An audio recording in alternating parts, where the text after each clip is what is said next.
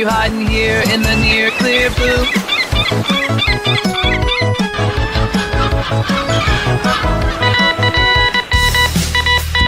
He's been cited by IGN, The Quartering, Timcast, The Daily Wire, Bounding into Comics, and even Dr. Jordan B. Peterson. What? Hey, the Pro Show is on! Awesome! Let's turn it on. Guys? Where'd you go? Morty, let's check in on Brian Johnson's new trilogy. Okay. I bypassed the compressor. What did you do, Ray? Son of a... That's gonna leave a mark. Now, he was okay, after 6-7 weeks. Okay? They get over it. Kids are resilient like that.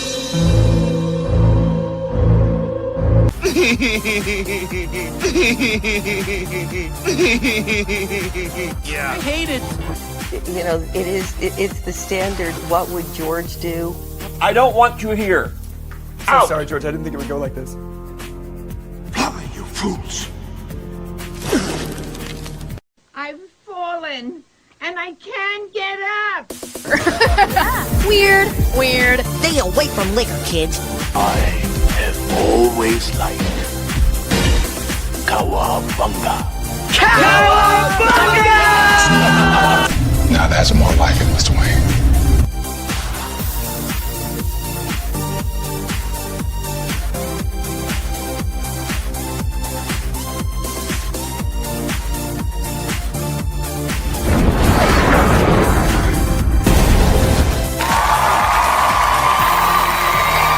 It's about how hard you can get hit and keep moving forward. How much you can take and keep moving forward. The Force will be with you, always. That's how winning is done. I am vengeance. I am the night. That's what she said. I am Batman. If I won tonight, I would come home and we'd celebrate. Well, I'm coming home, we're celebrating. God bless you all. Watch your habits, for they become your character. And watch your character, for it becomes your destiny. What we think, we become. It's scooping time. Ladies and gentlemen, boys and girls, in just 2 minutes, the lighting at the Magic Kingdom will dim for the performance of the Pro Show. We hope you enjoy and have a magical, truthful time.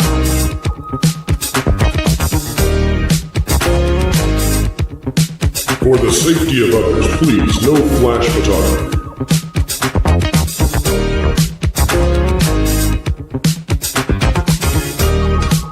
And welcome to Provision 3D. Alright, everyone, put on your comfy glasses. Oh boy.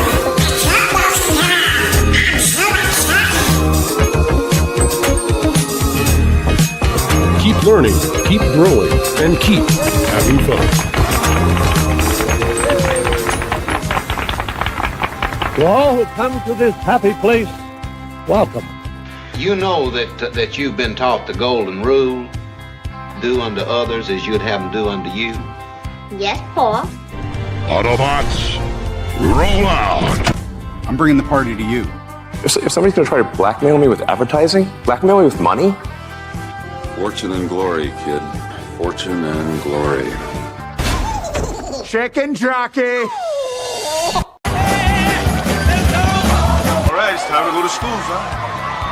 Come on, get your hands up, man! Are you okay? You'll never take our freedom!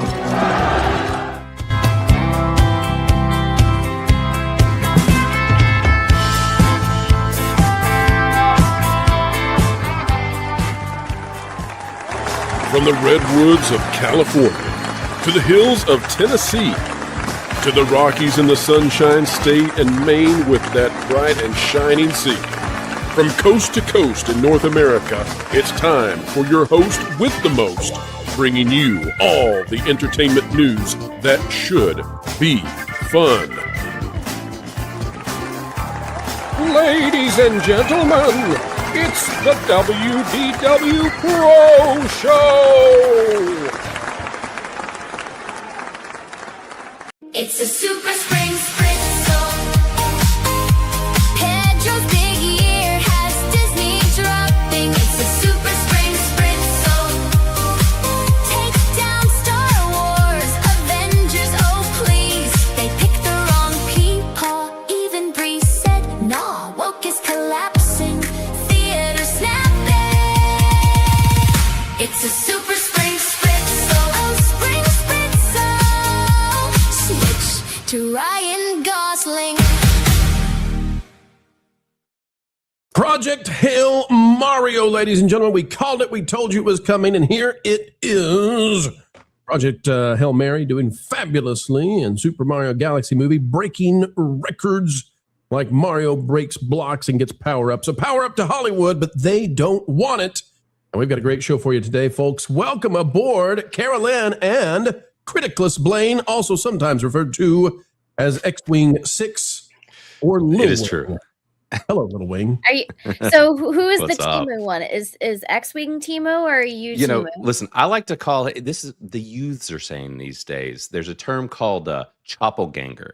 I say that he's my choppelganger. It's the chopped version of me. It's doppelganger and chopped. Chopped means like not as handsome or as dashingly good looking, you know, and so he's my choppelganger. is what I Who's like got to the call better stash? Who wins in a stash? You off? know, listen, I'm not gonna lie. X-Wing stash is pretty. It has the pretty good. curl. He's got the curl. I don't even want that. I've started letting more scruff come in just so I don't get mistaken as X-Wing. So it's Spends 7 hours on it every day. It's a little obsessive. Every time you see him, he's twirling it. It's that sinister thing going on, and he's not a bad guy. So I don't know. I know, which I did have a thought watching this Mario movie. I'm like, there's an opportunity here at Halloween time for me and him to Mario and Luigi. I mean, we should probably do it. So who's going to be your Donkey Kong? I don't even know. All right, folks, welcome back to the channel that'll keep you ahead of everything. Jay's a great Donkey Kong. Yeah, That's Jay a is a great good idea. Get rid of the Canadian bear. He's Donkey Kong forevermore. All right, folks, we got a great show. We're going to bring you what's happening in the hallowed halls of Hollyweird. They can't stand it, but kicking and screaming, we're dragging them back to the mainstream middle of the sensible center where money is made, and money is being made today in cinemas, even if they hate it. Oh my, look, we got the DK out there right now. He's letting go of his bananas long enough to type on the keyboard and say, wow. Hey, He's always there. Let's never play that again, that I said he's letting go of his bananas. Never play that out of context. That was weird. I take that back. I really apologize. All right. Well, I tell you what, we never apologize for the fans we have out there, the viewers, the listeners, those of you who dare share the time with us on the screen. And we love what you have to say. Packing Protons for 5. Dear Mario, wahoo. When a woman rushes in for a hug, you do not go for a handshake. Even I know this. Poor Mario. Poor Mario. It was a little awkward when he went for the handshake. Kara, you've seen the film now, and we're going to talk about it in just a minute. Did you like the little plucky plumber finally getting the princess? He got a kiss. It was cute. I just wish they would have done more with it. I agree. But you know what? At least he got a little smooch on the cheek, and that was what was enough for him, right? It was like a Mickey Mouse cartoon all over again. Minnie kisses Mickey. He's excited, right? Rudolph gets a kiss from Clarice. She thinks I'm cute. That was Mario. Yep. Nice wahoo. Archer Merchant for 2. Skip Supergirl. Warner Brothers Paris Guy makes Sydney Sweeney Power Girl. You might get your wish real soon because James Gunn looks a little bit done. Yeah, it's not looking good. Not looking good. Whenever they pull up the Ghostbusters 2016 playbook and start preemptively becoming the victim, yeah, not good. We're going to talk about that, by the way. But yes, it absolutely does look like Supergirl just might be done. What if somebody wants theirs well done? We ask them politely yet firmly to leave. That's happening. We've got the first Dragon Queen member for 16 months. I'm so happy. The little troll got his legs. I was listening to the replay this morning. I was indeed Wilton's legs on YouTube. I will update that, though, for the second surprise for Wilton coming soon. Hugs for all. Well, Dragon Queen, you've sent him his legs. And that was one of the funniest things we've ever done on the channel last night. Folks, if you haven't seen it, when Wilton got his legs and he kicked up his leg and it didn't look like a leg. It was cry time. We were laughing so hard. But first Dragon Queen, if he already has his legs, I'm worried what body parts might be left. So just keep that in mind, okay? He doesn't need some things. Really, he doesn't. And now it's known for one. That's Mac, and we love Mac. Mac, we covered your stuff last night, and what a great segment that was, talking about the death of streaming and the fact that the studios don't know how to get out of this spiral. Doom, they call it. Ben Dowdy, member for 9 months. Whoa! Whoa, he says. I'm green. It's not easy being green. Speaking of green, did you see Shrek is coming back to theaters for the 25th anniversary? I feel old. Yeah, Man. that made me feel really old. Man, I love that movie. You know, that's a great movie. I got to go see that movie real soon, Kara. Let's go. And folks, you want to see something great? Better than my donkey impression. It's Teddy D dropping Biddy. Dropping. It was so great, it kicked us out of StreamYard. I was like, so amazing. StreamYard. Oh, did I upset you with my joy? Do you not know how to handle that? StreamYard, this is how we handle it. Oh, here we go. It's time to party. It's time to live it up.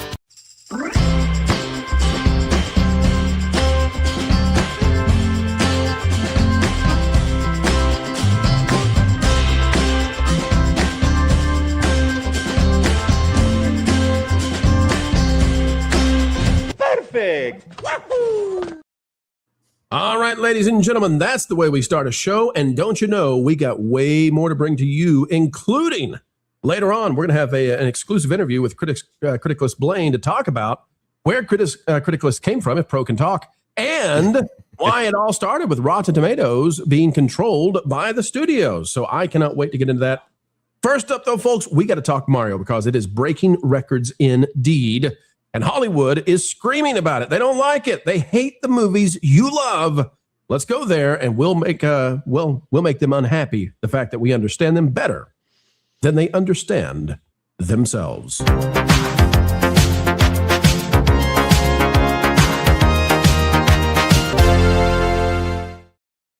All right, ladies and gentlemen, take a look at this out of Deadline. It says by Anthony D'Alessandro. Let's go again. Super Mario Galaxy movie is at 34 million plus on the first day. And guess what, folks? You see that plus sign? It matters a lot here. It matters mucho. Why? Because we don't know how high this is going to go because they're tabulating this off of the preview day. What would essentially be the preview day, the Wednesday. They don't have the full numbers. They just know it made at least 34 million. It now has a record April Wednesday and the biggest opening day year to date. But Anthony points out an A- cinema score. Ooh, poor Mario. The updated Wednesday number for Illumination Nintendo Universal's The Super Mario Galaxy movie is 34.5 million at almost 4,000 theaters, and that's without any previews. Let me say it again. That's without any previews. It's still the best Wednesday opening day ever in April, and the best so far in 2026. Among opening days for Illumination titles, Super Mario Galaxy movie ranks 5th behind The Minions, The Rise of Gru, Minions, and The Secret Life of Pets, as well as Despicable Me 2. But remember, folks, this is what you got to know about it, okay? It's 5th, but we're comparing all of those on a Friday to a movie that came out on a Wednesday. Yeah. So this is really, really impressive. In fact, movies just usually don't release on a Wednesday. These are incredible numbers. I don't know if they hold, but these are incredible numbers. Relish Mix, which is just right up there with Parrot Analytics, measured the social media reach of Super Mario Galaxy movie at 775.6 million across TikTok, YouTube, Facebook, X, Instagram, and probably GeoCities, although I'm not sure if they track them. It's 21% above family animated franchise genre norms. Now, usually I don't care about this kind of stuff, but when I look at that and I see that it's 21% above all of this stuff combined together, this is looking like a film that really is going to do great at the box office. Will it have the hold over the 2-3 weeks? We don't know, but this weekend is going to be huge for Mario. It says Convo runs positive for the Super Mario Galaxy movie because Yoshi is the headline asset. And the room basically melts on contact. Glover chatter lands as a pleasant surprise, not a stunt. You know, I'm going to throw this in too. It's not just Yoshi They've put it in the marketing, so it's not going to bother you all if I say this. Star Fox is in it. Glenn Powell plays Star Fox, and it's really fun. He's really good, and of course Jack Black is great, and Bowser Jr. we love him too. It's not the greatest film in the world. It's not Godfather Part 2, but it's sufficient, and it's great for kids. Kids are going to love this thing. Hollywood, on the other hand, does not. Pirate Nation has this posted. It says Super Mario Galaxy film. Critics are giving this a 44% now. The audience is giving it a 91%. Polar opposites, I believe. So what's behind this? Well, we'll talk about it in just a second. We've got a very, not controversial, but hot take, we'll say, coming from one D-Day Cobra. We'll talk about that in just a second as to why Hollywood hates Mario. But first of all, we go to Kara Lynn. Kara, you've seen the film. I gave it a 7 out of 10, and you don't have to give it a numerical score, but even though it's not the greatest thing ever, Hollywood probably shouldn't hate the thing that seems to be saving them at the moment. I agree. I mean, it's like, personally, it didn't hit all the marks for me, but I still enjoyed the movie for what it was. Like, it was still very visually appealing, even where story was lackluster. Like, I feel like the visuals kind of helped make up for that a little bit. I don't want to spoil it for anybody out there, because I know a lot of chat still hasn't had the chance to go see it yet. Is it possible to spoil it, though, Kara? It's really, I don't know what you could spoil. There's not a lot to spoil, but I still want people to be able to go in and enjoy it on their own, with their own eyes, and not have like that little voice in the back of their head be like, oh, well, this is going to happen, so maybe I won't like it as much because of this. Kara, let's just spoil it. Mario's dad dies as wildebeest come running down the canyon. It's a really tragic moment in the film. Touching. Snake kills Dumbledore. I'm sorry. Yeah. When that happens, do you get a musical cue that goes dun dun da da da da da da da da da? Mamma mia! I think the kids are going to love it. Like, I was actually very surprised. The kids were very well behaved in my theater. Because they were so engrossed in the movie, I think, was a part of it. Which, I mean, they behaved better than most adults. So that's on me. That's my opinion on it.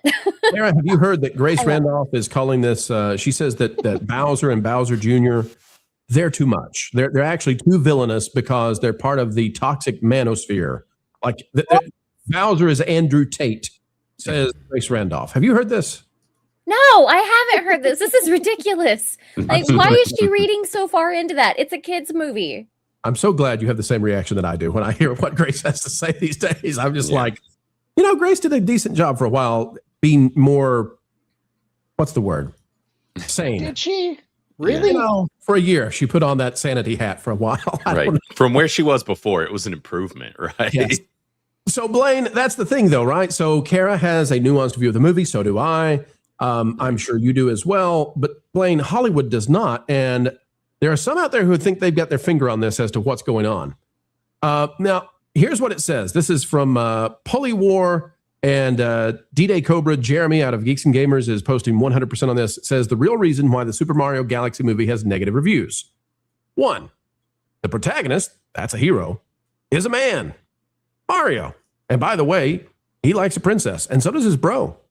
2, there are no black people, which I don't see as a good thing. And I'd have to go back to the film and see, are any of the Toads of darker skin color? Do we get a flashback to Brooklyn and are all the characters there of one race? I don't know. I didn't. That wasn't something I was paying attention to. Maybe I should have.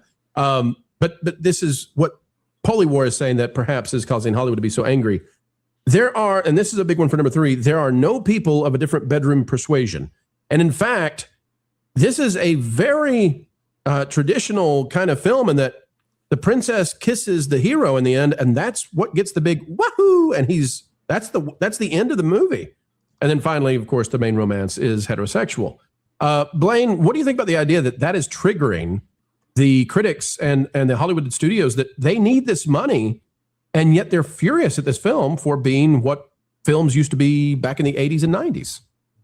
Right. I mean, I think it tracks to a degree because the thing is we've seen over the years that these movies that aren't good, that push agendas, tend to get propped up, right? It's like your Strange World, your Lightyear, these other things that have these like little nuggets in there that are pushing an agenda, even if they're not great. They're like, oh, movie of the year, everybody needs to get out and see this. And then you have one that's agenda free, is just catering to the fans and to families and kids. It would track to some degree that they're like, hey, this isn't pushing the current agenda that we have been hammering onto everybody for a long time. So I don't think it's a bad train of thought for sure, because I think that plays a part in it. And then we also have the Chris Pratt effect. They freaking hate his guts, dude. Like, I mean, they really do. And so with him being in it as well, I think that plays a part in it. And they were hard on the last one. They were super mad when Chris Pratt got cast, and then they hammered it after that. And I think that they have to like maintain that. And so I think we're getting a multi-effect kind of situation where it's all the stuff you talked about and then some.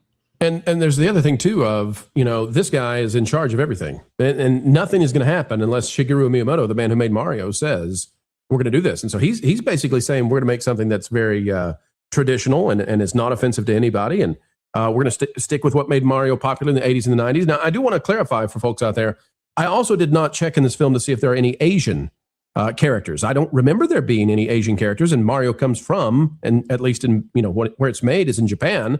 So when I say that there were no black people that I saw, I'm not suggesting that's good or bad. I'm saying this thing is distinctly Nintendo. I would love a little Mac, a video game adaptation for the movies. That'd be great too. I'm just saying, like, I think that Hollywood critics, and Lauren, you might want to speak to this. Hollywood critics, they have a little metric. They get a little rubric, and they're scoring all this. And part of that for the past decade has been DEI.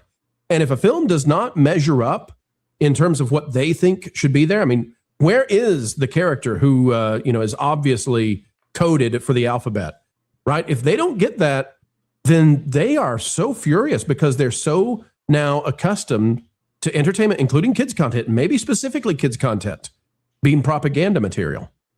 That's part of it. I don't think it's all of it. I think that there's a tendency to kind of get a little up on your own supply. When you're a critic, you start to think of yourself as doing something important and meaningful, and you lose the ability to have fun. This is actually why I used to like Roger Ebert's reviews, is because he judged a movie. He used to say that a movie is not what it's about, it's how it is about it. And bear in mind, I haven't seen this movie yet. I've been listening to everybody's reactions to it, and I've gotten kind of a mixed response from what people have been saying. I'm intuiting from what I'm hearing that it's a good movie, but it is for kids, and it's not going to play for adults the way that the first movie did. And so if you're an adult, you may be a little bit, I don't know, not as engaged as you might like to be, because the plot's thin.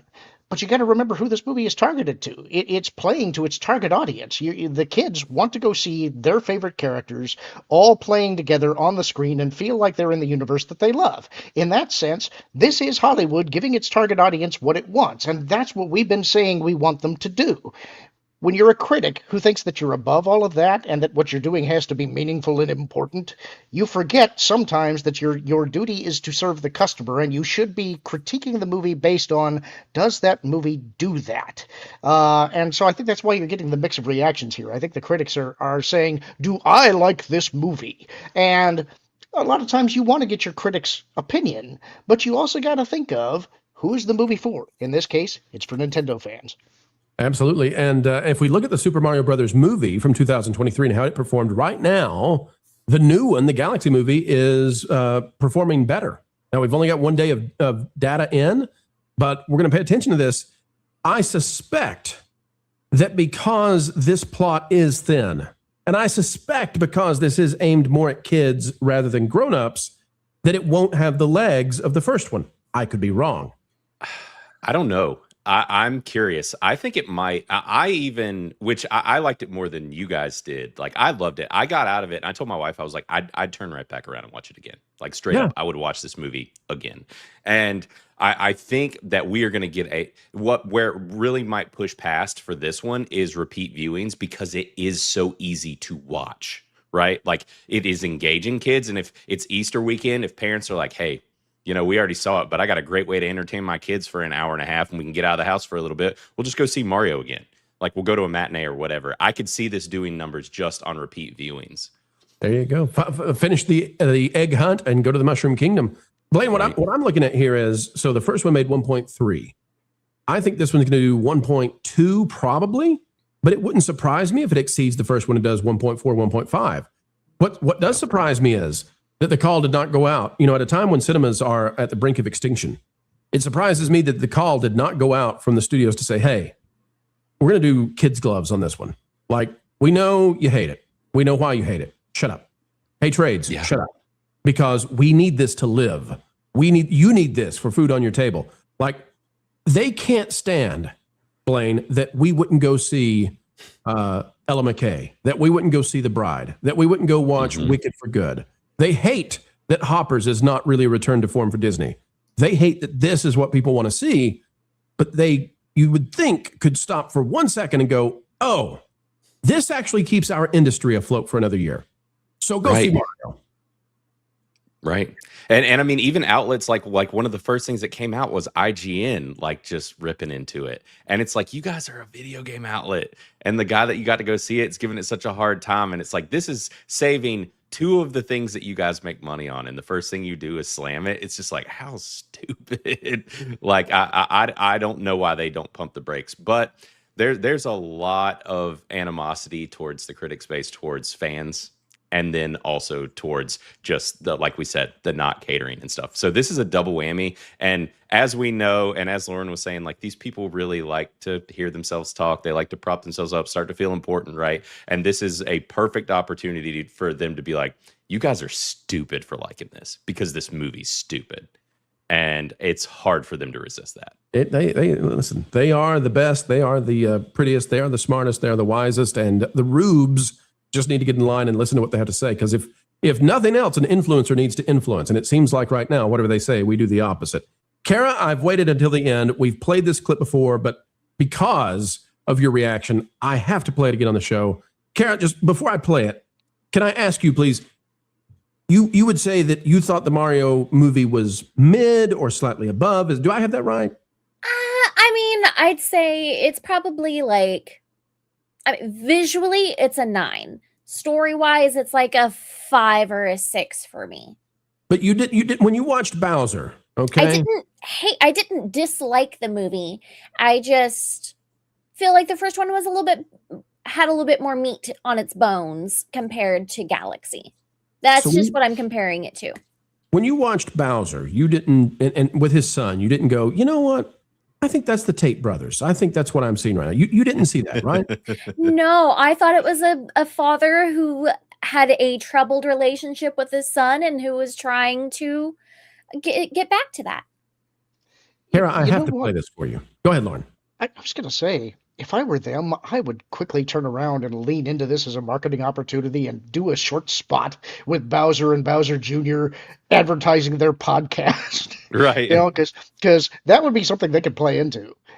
Yeah. Okay, so just to play with you on that, Lauren. So I think that's what's happening here. The critics despise Bowser. And they despise Bowser. This is so funny to me. They despise Bowser because he actually is a villain who wants to capture a princess and take her away, and he's in love with this princess, and that to them is toxic masculinity. And so I think that's where this is coming from. Like they can't go, oh wait, this is a little kid story, like for 5-year-olds. Okay, this is a super simple video game concept from the 80s. Here's what Grace has to say, Kara, about Bowser and Bowser Jr. Here we go. I continue to feel that Bowser and now Bowser Jr. are a little bit too actually evil. Like it goes beyond cartoon villainy. I think maybe because they kind of mimic like the toxic manosphere that is like, I don't know if it's becoming more and more popular, if it's maybe finally reached its breaking point, but I see a lot of similar talking points there. And the movie at first seemed like it was going to be I continue to feel that Bowser and now Bowser. Stop! We can't take any more. The toxic manosphere, Kara. They're too evil. She hurts my brain. Yeah, we actually got a note. They've been watching Bro Science with me and Beardo and X-Wing, and they actually modeled, the characters after us. That's actually what happened. Princess Peach, you're so cool. And with I love Peaches. On a rule. Dan Vasc would have hit 1 million subs like super fast if he would have just done a cover of Peaches. Should have done it. Right. Peaches, peaches, peaches, peaches, peaches. Sorry. I love you.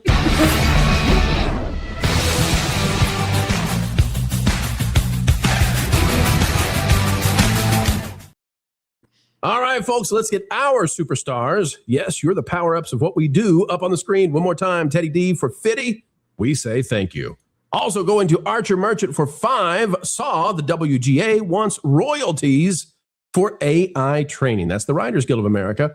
But every time they don't just say don't use it, it backfires down the road anyway. They're late to the game. We are watching this. We called this back in 2023, and kudos to Lou if he's out there. Of course, Lou has actual experience with the unions and with negotiations, so he knew what was going to happen. We listened to him, as we wisely should have, and we told you 3 years ago they've missed this completely. They have failed. They did not address the AI stuff, and that was their one chance. And now they're all behind. And this is why Sean Astin, God love the man. He's great in Lord of the Rings. He's great in Stranger Things, and he makes a heck of a Raphael. But this Tilly tax idea they've come up with, where they're going to tax, movies that put an AI character in it. All of this is about 3 years too late, and there's no way for them to catch up at this point. Lauren, any other thoughts on that one?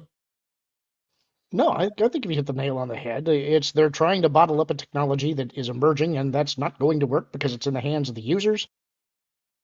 Hi. Sorry, Lauren. Keep going. We talked last night about the Anthropic source code essentially being leaked, so it's like, good luck trying to stop it now.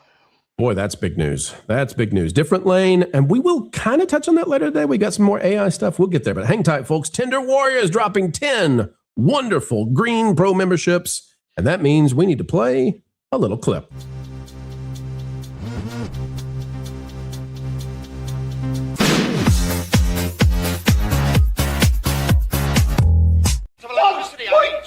Gigawatts! 1.21 gigawatts! Flying blind on a rocket cycle for 21 months? 21 months? Groovy. That's your daily Earthworm gem. We've got Flying Blind also dropping 5 Wunderbar memberships. And folks, a new Genre Guys comes out tonight. Be there when it comes out. And by the way, Lauren, real quick, you have taken over running that pod place where after a few months we put the Genre Guys, but we also have Lauren and Apollo. We've got Hollywood Backlot with Lou and you, and so much more. Lauren, tell the folks out there about that pod place, and maybe we can get a few of them to subscribe and check out the great info that you're dropping every day. Yeah, would love to have you guys go over there and take a look at what we're doing. We are putting the back catalog of the Genre Guys up on there. We're doing 2 episodes a week. We're also doing the same with the Lord and Apollo show. I think as that goes forward, we'll probably clip them for the main topics, but we're not quite there yet. Also doing 2 releases a week. So go over there, subscribe. Would love to see your comments on there. I've been responding where I can, and hope you guys will join us. Folks, it's at just under 4,000 subscribers. We're going to try to get to 5K. This is a channel that was largely dormant for a very long time. And this is now going to be the place where we put a lot of our podcast content. So we're super excited about this. If you like long format discussions, that pod place is the place for you. Get on over there and share in what we love. And we'll have a good time. Blind. You're making it a fun time over here. Thank you, sir. And maybe we can fly blind with you. 7 steps, all 7 steps ahead. We've got Tizzy out there. Tizzy Lish, 5,000 member for 7 months, was by the theater yesterday. Parking was packed. Yes, my theater was also packed at about 3 p.m. with all kinds of kids. Can I say there were so many kids dressed up, and there were so many adults rocking their Nintendo gear. Like people showed up and they showed their love. You know how fun that is that kids can get to wear the Mario Luigi costume for Halloween and they barely fit in it now for Easter, but they're back in it and they're so cute wearing their, and the Princess Peach is running around. So much fun. Just if you see a kid dressed as Bowser, maybe keep an eye on that one. Maybe. Packy Protons for 5. Millie has just too weird a look for a character like Supergirl. Maybe not. Packy, what are you doing to me? That's not even spelled right. Packing. Would it not let you write the word inbred? So you had to literally write in bread. Got it. But something close to it. Packing. Come on. Leave Millie alone, okay? She can't help that. She looks like cute. I love her in House of the Dragon. She loves sourdough. Oh, that's so bad. Kara, she looks like she's 12. So it's strange when she's playing the role of a debaucherous heavy drinker and she's 12-ish presenting. I don't know. A little strange. Kara's just I think she's cute. I think she's cute. I think she's cute. I think she's pretty. I think she's going to grow into it. I do too, but now that you said she looks like she's 12, I don't want to say anything. So it's odd. It's weird. You made it weird, bro. We've been there. Listen, we put the clips up on the show the other day, and I was like, this just doesn't look right. Lauren knows. Lauren can't hide it. He knows. It's actually I don't have any problem with her either. Oh, here we go. Before the show, he said, "Pro, make sure you mention this. I really want to agree with you on it." I have not been making any jokes about her appearance because I don't think that she looks bad. I do think that the characterization that they're showing isn't great, but I'm hoping that just means that she's got an arc in the film. I'm still waiting to see it. I'm not going to prejudge it until I see it. So I'm right there with you, Lauren. That's Same. how I am. Superman wasn't my favorite, but I share the same name as her. I gotta go see it. Yeah, I mean, I liked the Superman movie. I have a couple of quibbles with it, but part of the reason I like it so much is my son adored it. That became his favorite movie of last year, and that was a great summer memory that I've now got with him. And so, to me, it made the movie better. So. It always does. It always does. And that one's super divisive. Like one of the things that we saw is like we're at like 450 something reviews now on Criticless, and it's at a 52%. People are just super split on it, like right down the middle, clearly. So let's see if we can pull this up on Criticless real quick. I'm going to jump in here to see if I can get that. Okay. So on Criticless right now, we've got the verdict 52%. Yeah, that's about as divisive as it gets. Right down the middle. Right. Yeah. Wow. I'd say decent's about right for it. Right. And I'm not against that because and I've met people that absolutely loved it and others that like vehemently hate it. And then plenty that are just like, it was a movie. Like, It has some problems, and I think tonally it goes a little off the rails from time to time, but the biggest surprise for me was David Corenswet, who I thought did a fantastic job. And I wasn't optimistic when the movie came out, so I'm eager to see him do more. Besides just Superman, I want to see more of this guy. I agree. I think the casting of Superman was great. It was just the execution just didn't hit the mark for me. Right. Yeah. And my biggest worry after all of that, like I actually was still in a good place after seeing Superman, but then I watched season 2 of Peacemaker and I was like, oh no, where is this all headed? This is not good. Hard R. Packing Protons for 5. I didn't see the character Jonas said would show up either. You didn't see Waluigi? He's in there like for a second, maybe. Possibly. Is he? Not really. Oh, I was about to say. Bad Jonas. Wait, what? For 14 months, the critics are Yoshi-phobic. They're Yoshiists. I like that Donald Glover had the humility to just say Yoshi the entire time. He just wanted to be part of the film, and I respect that. I imagine him calling Vin Diesel and saying, okay, so you did the whole I am Groot thing. I'm going to do Yoshi over and over. What do you got? And Vin Diesel's like, okay, so you just reach down deep and go, I am Groot. And then Donald Glover's like, no, actually, I'm supposed to say, Lursa. And Diesel's like, Yoshi stole the show. Yoshi straight up stole the show. He was great. Did. Masked crossover for 20. I always called Hollywood journalists the paid propaganda news outlets, the PPNO. PPNO. Any acronym that starts with PP. Idea or not, but I like the it's going to stick. PPNO, they lie. That's why Eastern films are taking off like One Piece. I don't know a lot about the economy of films I go to you guys. I can tell you one thing right now: the cost of making films out of Korea and Japan is so infinitesimal compared to the Hollywood costs and budgets that they make profits every single time. And One Piece, a huge hit right now. All of that stuff taking off in every way possible, Mario included, as another product out of Japan. Archer Merchant for 2 doesn't help. Doesn't help that the former Disney execs joined Rotten Tomatoes. Yes, I believe it was after Last Jedi that Disney had one of their execs, and I'm not saying Disney did this. Might just all be coincidence. One of the Disney execs hopped on over and took over Rotten Tomatoes, and suddenly changes happened. And just in time, I believe, for Captain Marvel, right? Blaine, do I have that history right? It was just before Captain Marvel that they had all the changes in place.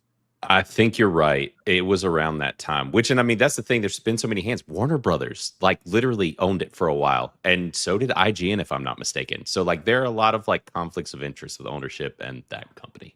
Yeah, and their job is basically to market films. I mean, they say they're there for reviews, but that's really not what they're there to do until Mario shows up, and then they're happy to hate it. So, right. Let's see. What do we got next? Let's go to the next one right here. Who let Grace do her own makeup? Chris, I have a theory about this, which I want to see as time goes on, as she gets crazier and crazier. The makeup just continues to get more and more exotic until she looks like she's a member of the Capitol from the Hunger Games. I want to see her just go slowly crazy. I want to see you do makeup better, Lauren. We've never even seen you in lipstick. How do we know that you could even do better than this? Don't you pucker up on the show? Don't you do that? That's strange and weird. I think she's weird. I think she's gonna end up being like the chick from Weapons, that old lady. You know, I think that's where this is the final form is headed to. I can't still believe need to watch that. I can't believe that Chris has done this to us. I mean, he's attacking the look of a woman. We would never do that here. It looked like this. Okay, maybe on occasion. Maybe on occasion we would. All right, William Thompson for 5. Can we please, for the love of everything good in this world, for the hope of kittens and rainbows and babies and sunshine, can we please just talk about Korean cheerleaders instead? Maybe. Clap it up, light it up, feel that roar. We shine brighter, we want more. Hearts in the stands, hands in the air, all for the name that we all share. W-I-L-I-A-M, T-H-O-M-P-S-O-N. William Thompson, that's our man. Hey, we love William Thompson, shine like the sun, he's number one. Hands up, hands high, feel that pride, big W in the sky.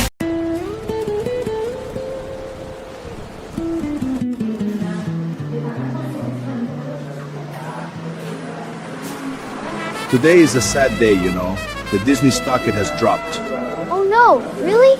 Yes, it's true. A very sad day. That's terrible.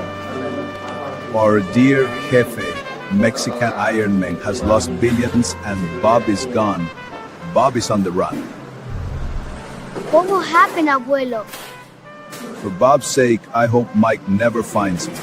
He's a man, he's a man, he's a Mike of a man. Everyone be a fan of Mexican Iron Man.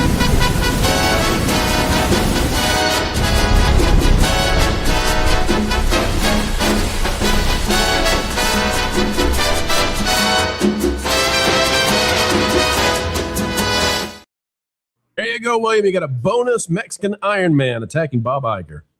Lloyd, I love that you looked just as confused as I did whenever I was like, watching that. What is happening? Do you guys know how much stock Mexican Iron Man has in Disney? And do you know how much money the man has lost? Oh no, it's not. It's not as funny once you know the number. We had a decent amount years ago, and luckily we sold it right before everything started going south. So I was pretty happy with it. Rub that salt in the wound. If Mike is listening to us, rub it in, Blaine. That's Anthony out there for 3. One time we broke it down for Mike how much he would have if he had invested in NVIDIA instead. Oh, it was a bad day. That was a bad day. Anthony for 3. Thank you, buddy. And thank you for the super sticker. We've got Neo, the 1, dropping 1, and we love it. And then we've got William Thompson out there for 10. Lorne Connor, you are my hero. Thank you for taking my side with both super movies. Yeah, and I've taken some slings and arrows for that, but I got to be honest, that's part of the job. I got to tell you what I think and why I think it, so there you go. Seriously, what is going on with YouTube? What is up with the love fest? You guys are supposed to be at each other's throats over who has the best hat. I don't know what to do if you guys love each other. This is a long settled question. I mean, he'll fight it, but everybody knows I have the best hats. It's just Stop it. Get some help. And get some hats. We've got Archer Merchant for 2. Says, anyone remember Miranda Sings YouTube? Grace. I don't remember her being involved in that, but maybe she did. I don't know. But Lauren, have you moved on after the breakup with William Thompson's grandmother or mother? What was that going on that you had, the hat deal? It was a sad, sad day, but I'll always have her lawn bonnet. Kara's completely confused. You got to show the video. We'll have to cue it back up again. Did you say lawn bonnet? Yeah, it was that. Hang on, I'll be right back. I can't save you on this. Where is he going? Is he gonna go put it on? We got a show to do, man. He just disappears to get a lawn bonnet. I think of Pretty Floral Bonnet from Firefly whenever I hear the word bonnet. This is worse than when Culture Casino goes on like a 30-second angry, angsty rant.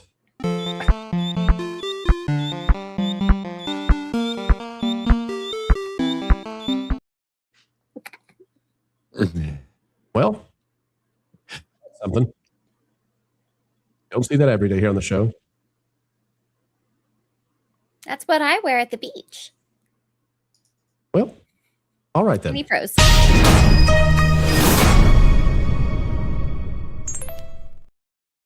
Sir, that's a sun hat, not a bonnet. I'm sorry. Yeah, I wouldn't call that a bonnet. That is not how I would classify that. He lied. That was a fake bonnet. We got bonnet juked. Folks, take a look at this. We're getting juked right now because female celebrities are attempting to play a little bit of the Victim Olympics right now.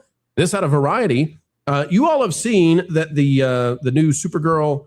She's already claiming that she's taking fire simply for existing as a woman.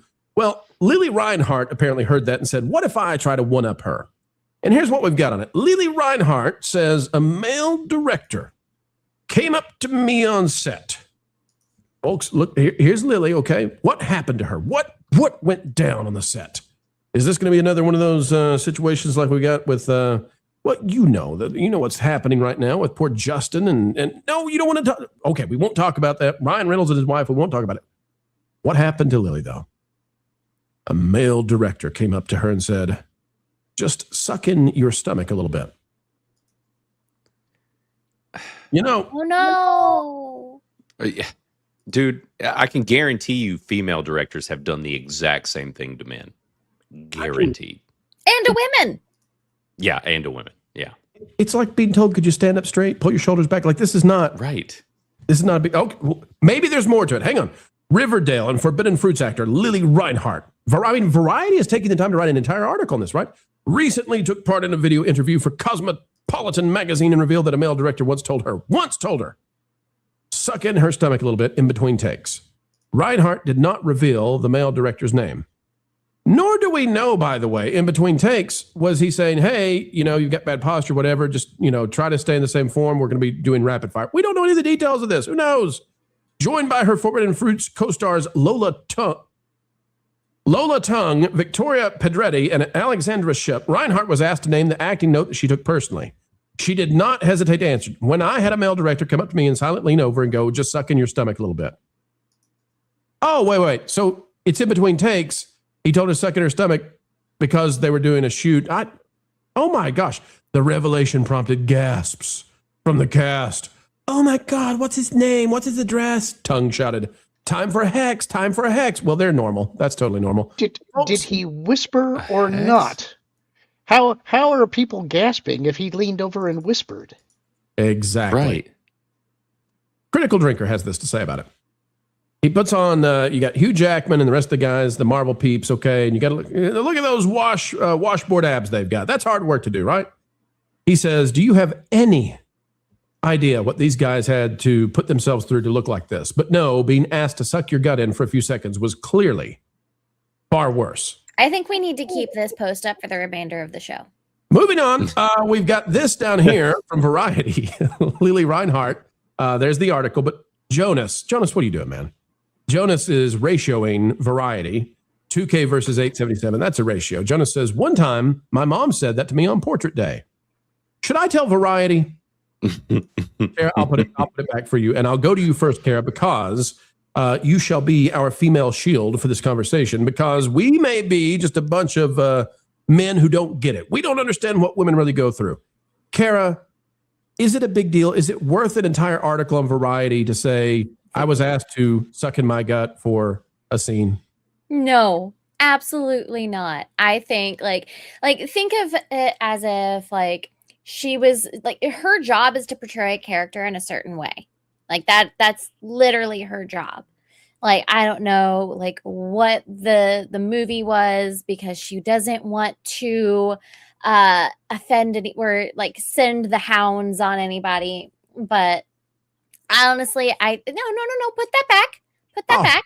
Kara, we feel so. Put it back. We don't You're feel welcome, chat. Blaine, show off the 8-pack, the 10-pack, the 12-pack. Yeah, right. I'm feeling badly about ourselves. I'm kidding. No, I think it's ridiculous. I think that she's making this go totally overboard over nothing. Maybe she's insecure about her body and it really stuck true with her. Like that's like, I get it. But at the same time, like, this is your job. If like you're in a scene and they're having to pick up from a previous shot and you need to be doing the exact same thing, like maybe she just wasn't like exactly how she needed to look for that shot. And it's the director's call. If you need to suck in your tummy a little bit, okay. Like suck in the tum-tum. Lauren, you have been in fabulous shape all your life, of course, and the ladies, they know it. The men, they want to be you. I get that. But Lauren, these guys, like the Hugh Jackman photo is what's the most amazing. I mean, I don't know how many months of eating nothing but chicken breast and chicken stock that has to be, but that is a long time of having nothing that tastes remotely good go anywhere near your body.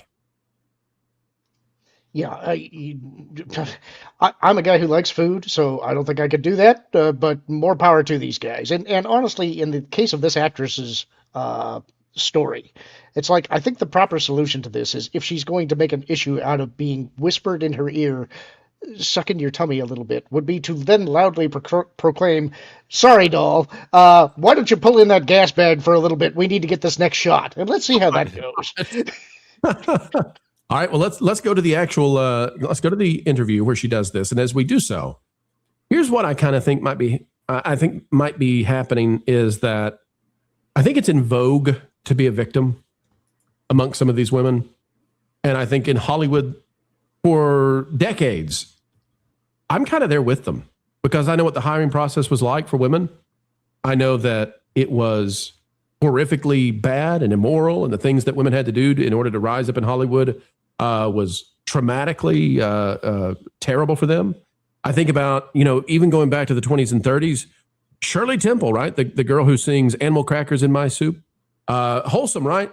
She says later on that when she was like 12, there's a Hollywood producer who comes and exposes, right, to her. And so the things that women went through are terrible.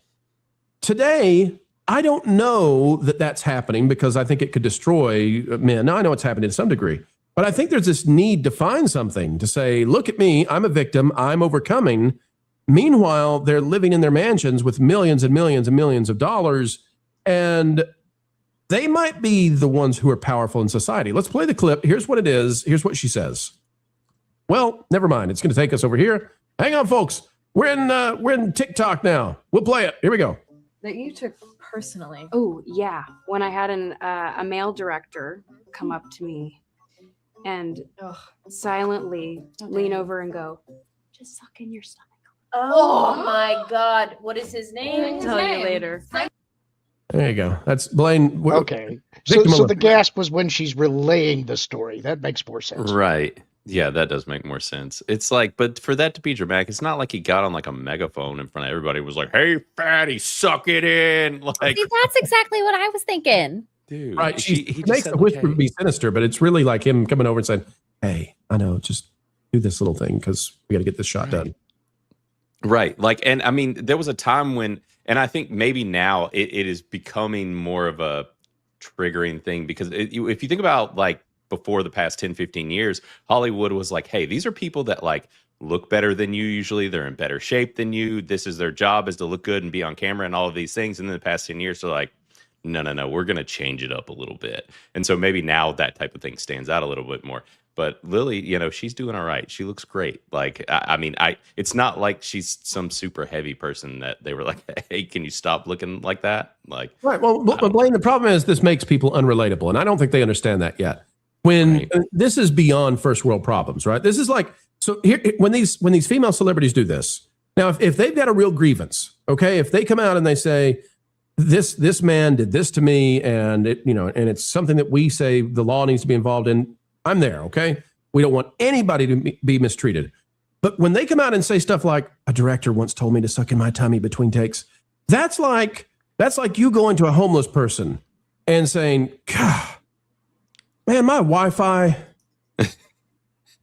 1,000 square feet over in the kitchen, it just won't reach the master bedroom. I am so sick and tired of the Wi-Fi going slower. I'm supposed to get 5 gigs down off this fiber we just installed, and I'm getting 4 gigs. How am I supposed to play Fortnite like this? That's what it feels like. Would she like it better if he had just walked up and subtly said, beep, beep, beep? Put it in reverse. Yeah. Like, what would, like, for him to be able to get the shot that he was looking for, what would have been a better approach? Yeah. Maybe. Right. And if you're not being, that's the thing too, where it's like on camera, whatever, if you're in a position or however the scene was, we don't know the context. It's like, if it wasn't the most flattering of shots, it's like, hey, like, you might want to, like, with the way that you're standing or whatever, it's just the way that it looks on camera. You might want to change it up a little bit. Essentially, it's probably what he was saying, right? Like, yeah. I mean, yeah, I think you need to go with maximum sarcasm. That's what male directors need to learn from this. Other than have a woman go say that to another woman, like, just don't even touch it. But sarcasm works, I think. So just go over to her and say, "Could you look any more pregnant today?" Kara, that wouldn't work out. That's the way to do I would have smacked you. Just say.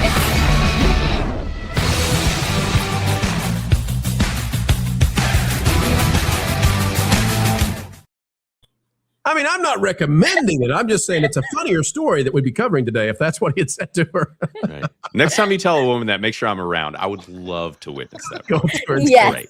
It Love looks to like see you it. had a really good meal last night. That pizza was great. It must have been. Packing Protons for 5. They had the perfect Supergirl in Melissa. How do I pronounce her last name? Is it Benoist? Benoist? I don't like that. I don't want to say that name again. Even if her show was woke crap. Moving right along. Archer Merchant for 2 for Kara's bonnet. Just wait for the animated series. We're going to do an animated series on Kara's bonnet? I don't have. Well, No. Lauren, why have you not sent, in your vast collection, your resources of headwear, why have you not sent Kara a bonnet? Well, apparently I misidentified a bonnet. Everybody was taking me to task for calling it a bonnet. So It's not a bonnet. It's a sun hat. It's not a whatever. bonnet. It's a sun hat. But the important thing was that it made William Thompson's grandmother very happy to give it to me while I was giving it to her. Hang on. Oh, the Firefly animated series is what Archer's saying. That makes sense now because swear by my. These are bonnets. Okay. Mm-hmm. Lauren, are you taking this in? You need to know this as our expert headwear person. You've got the bonnet from down here. I guess it's the Handmaid's Tale / Amish bonnet. This guy right here looks very happy. Those look like shower caps to me. Well, I mean, maybe. The they're lower right hand looks like a bonnet. I get that one. Yeah, you got the bonnet on the third to the right. You got the kid wearing the bonnet. You got yeah. Okay. Yeah, there you go. All right. Just so we're refreshed on what is a bonnet. All right. And frankly, if if we send legs to Wilton, we can send a bonnet to Kara. Thinking Heretic for 2 is Grace trying to attract Joker with her makeup. Folks, we would never, ever, ever talk about women's appearances on this show. We've been over this. It looked like this. Hey, just was wondering, is this an out-of-season April Fool's joke? There's a level of cruelty happening here today that I do not support. William Thompson, for 5. Lauren Connor, people disappear all the time in the Okefenokee swamp. That's all right. I've got a walkie-talkie to your grandma. I'll just give her a call and ask her how to get out. That is a sick burn. Wow. There can only be one for 5 for Kara's viewing pleasure. Packy Protons for 5. Some of the Koreans might be getting jealous of all the goodwill Japan is getting lately. That has been the most wholesome thing that I've seen on the internet. This whole Japan thing, the Japan, Yes. that's great. DL Racer out there says vanity is the deadliest of all sins. Just ask Lauren. Look at the vanity on that man's face, knowing that he's got that sweet grandmother, that sweet bonneted grandmother on his walkie-talkies fast dial. Packing Protons for 5. Kara would get bored with those guys. 6-pack abs tend to be personality less. Well, Kara is happily with a significant other, and so there you go. We've got Flying Blind on Rocket Cycle for 5. Holly Weird directed to Pro. Pro, could you look a little less animated today? I'm trying. By the way, Kara, this is for you because you've been on here today. I've been told we need to just put that back up there and leave it for a while. Just let it sit. Thanks for looking out for me. Yep. You had just pointed out that I'm happily married, but happily married. Nothing wrong with a little eye candy. Her eyes would never stray into those shiny abs, those shiny hairless abs. I don't know. Rudd's got the hair on the abs. My husband completely understands that if I ever meet Henry Cavill, that I will completely forget my husband's name. For at least 72 hours. Yes.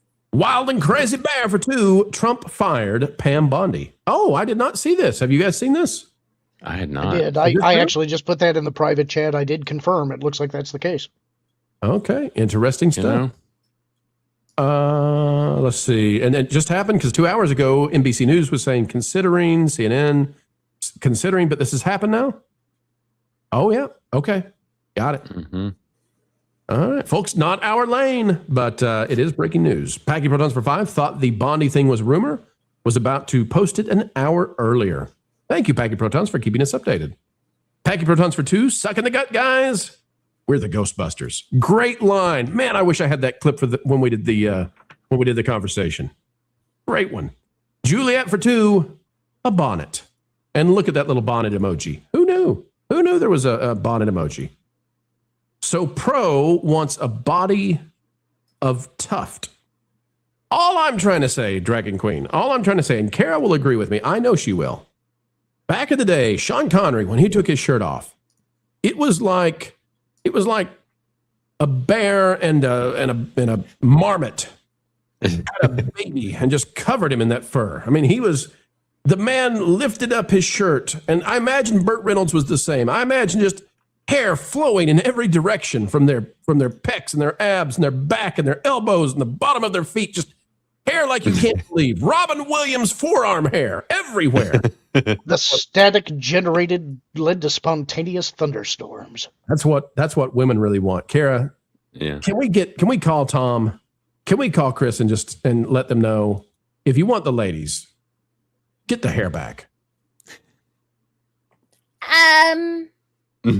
Kara, think about all the men listening right now with hairy backs. Just keep it tame. We don't want it like jumping out and poking you in the eye. Okay. Right. Damn. Yeah. Hey, well, I looked out. I'm one of those light-haired dudes. I gotta I wish I could just be sprouting mountains of hair. I can't do it. Some of us just weren't blessed that way. Sometimes, man. Sometimes. Walt knows. All right. Well, Kara, I know you got to go. Let me get 4 more super chats, then we'll say au revoir. And you quit looking at those pics now, okay? It's enough of that. Enough of that. You let Chris Pratt go. He needs to go make another Mario movie. Here we go. A Luke for... hang on now. A Luke... Alucard. Oh, my gosh. 4 or 5. Why? You know what? Where's the caffeine? So, she's upset because the director was directing her to do what she was paid to do for a scene on set? Why do we need women again? We need women because people like Kara are, I don't know if you know this, women. And we love Kara, and we love our spouses, and we love our girlfriends, and not so much the ones who say bad things like, Justin Baldoni's former co-star. Not like the ones who are putting grumpies in beds like Johnny Depp. But folks, there are good men, there are bad men. There are great women, there are awful women. And Kara is in the great category. So Alucard, you be nice to women again. Snarky. 14 months. Good morning. 6 hours in Regal Cinema last night. Watched Mario. Ready or Not 2. And finally, They Will K You. I'm going to say that's starts with a K, ends with ill. I had fun. Pretty mindless entertainment. I paid for the unlimited access because there are some interesting things. Things are coming. You better believe it. Thank you, Snarky, and I hope you had a good time last night. Eric is out there for 10. Kara, has Blaine invited you to the Thirsty Women live stream they are planning for Monday Hangover? The Monday Hangover ladies picked a hockey movie. Did he ask you? You should go on that because we need to fill up more spots in that Monday Hangover show so that me and the other men do not have to show up. Because the last time we talked about a hockey movie on that show, things got really weird and extraordinarily uncomfortable. So feel free to come on that episode of the show. Kara, luckily, it's just the 4 of us and Eric out there, and there's no pressure whatsoever. But, maybe tell Blaine you'll get back to him soon. Maybe, you'll have your secretary call him, and we'll see what we can do on this. So it's permission to be thirsty. Yeah, the last time we did a hockey movie, it was the thirstiest of shows, and it was very uncomfortable. Why is it back on screen? Lord, what are you doing to me? Hairless. Don't put that evil on me, Ricky Bobby. Shake and bake. Yep. Packing Protons for 2. No Easter message from Comrade Charles III. Yes, he will get back to you very soon about monarchy and saving the UK and free speech and all this. Yes. We've got the first Dragon Queen for 5. Hey, some ladies like that. Just ask Culture. I don't. Culture is... Are you saying that Culture is a hairy man? Culture Casino? First time hearing of this. And Gilliam the 2 is dropping 5 WDW Pro memberships. Thank you, Gilliam. You're nobody's punching bag. It's true, and we'll play the clip for you.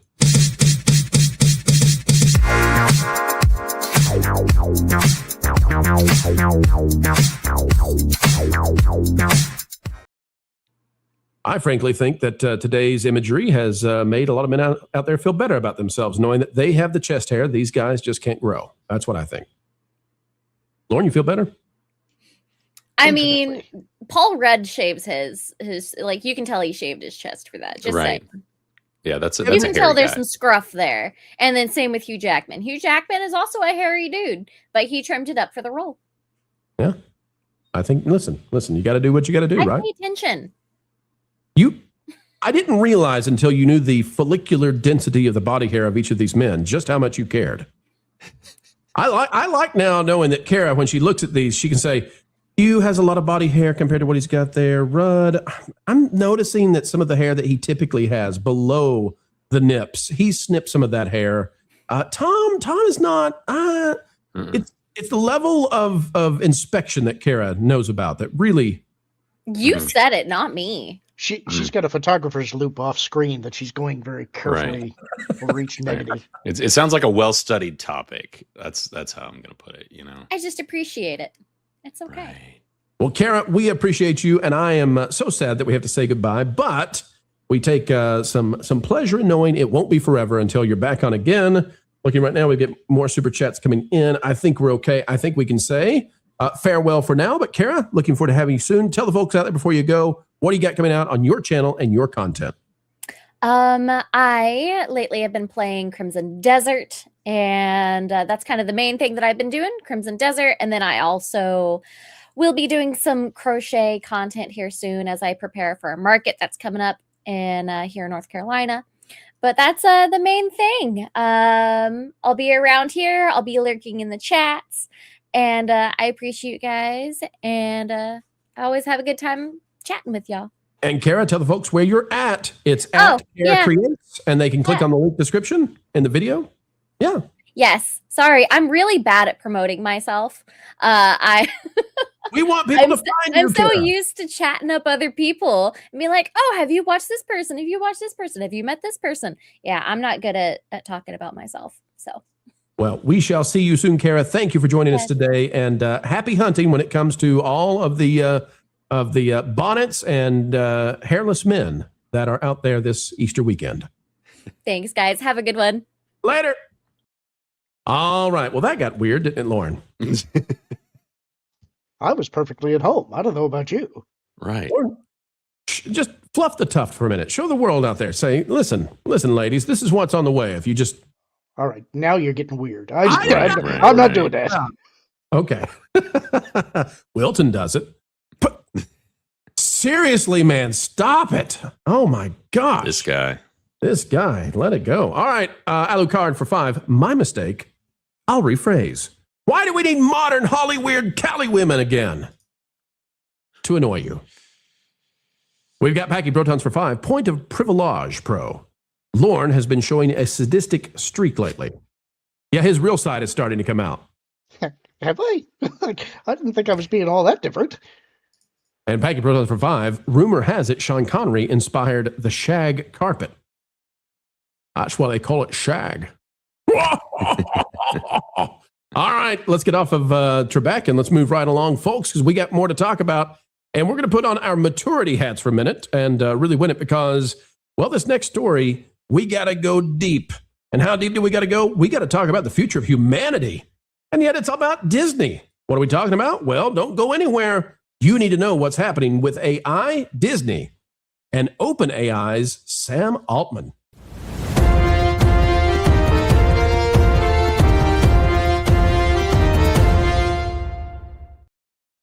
Sam Altman and ChatGPT are claiming they dumped Disney, and now they're dealing the details out. The dirt is being rained down. Poor Diz, poor new CEO, Josh D'Amaro. Here we go. This by Alex Weprin out of the Hollywood Reporter. Sam Altman says OpenAI is still in talks with Disney after Sora shutdown. That is the most generous headline for what we're about to read in the history of generous headlines. I'll explain why in just a second.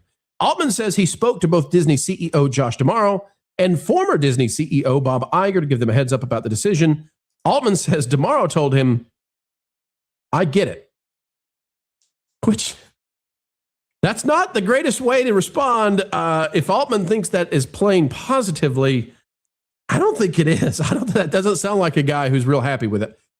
Here's the deal, folks. We've been told, and this has been leaked out, it's a little bit of rumor, but that Disney did not know until the night before. So if Altman called them the night before or the day thereof, when they shut down Sora, the video gen system that Disney spent $1 billion on and was the full future plan for Disney Plus, if he called them the night before or the day of, and he's the one who said, "Hey guys, we're shutting down this thing you invested $1 billion in and your entire company's streaming system is dependent on," still not a good look. Here's what it says. When OpenAI CEO Sam Altman made the decision to shut down Sora, the company's AI video generation tool, he called former Disney CEO Bob Iger to give a heads up.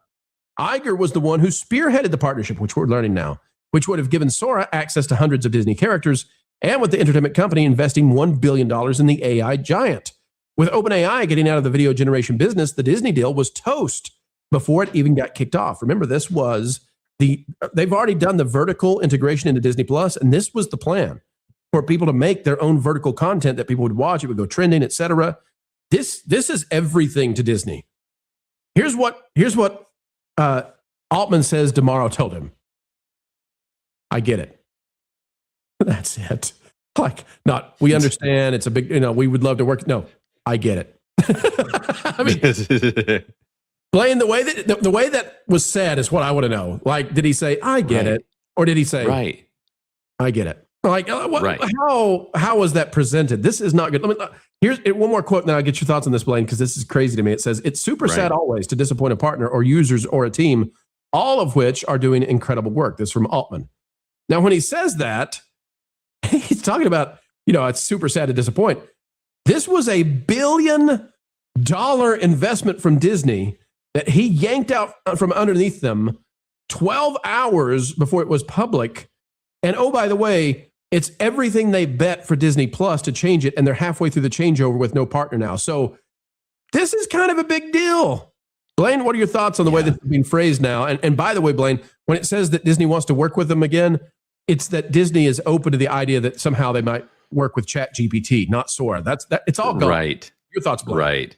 Yeah, this whole thing is super weird. I just wonder. I've been in the camp where I've been saying for a while that I feel like they're propping this the AI stuff up to be more than it actually is capable of. And there's like a part of me that wonders. It's like, what was this? Them writing a check that they couldn't quite cash? Could they not actually like pull off whatever it was that they were promising with this? Well, that's really why I pulled out. To explain this, so what happened was Grok Imagine, Elon Musk, they launched the Colossus supercomputer in Memphis, Tennessee. And it's the largest supercomputer on Earth, and it's not going to stop. Sam Altman and OpenAI, they don't have data centers. So they're dependent on other people. Elon leapfrogged him in video generation to the point that Sora was losing like $1 million a day at least. And there was no sign that they could ever catch Grok Imagine. And Google Veo had pulled ahead, and Seedance. And so this was a product that was dead in the water. And so they just dropped it. Here's their reasoning. We'll put it up on screen.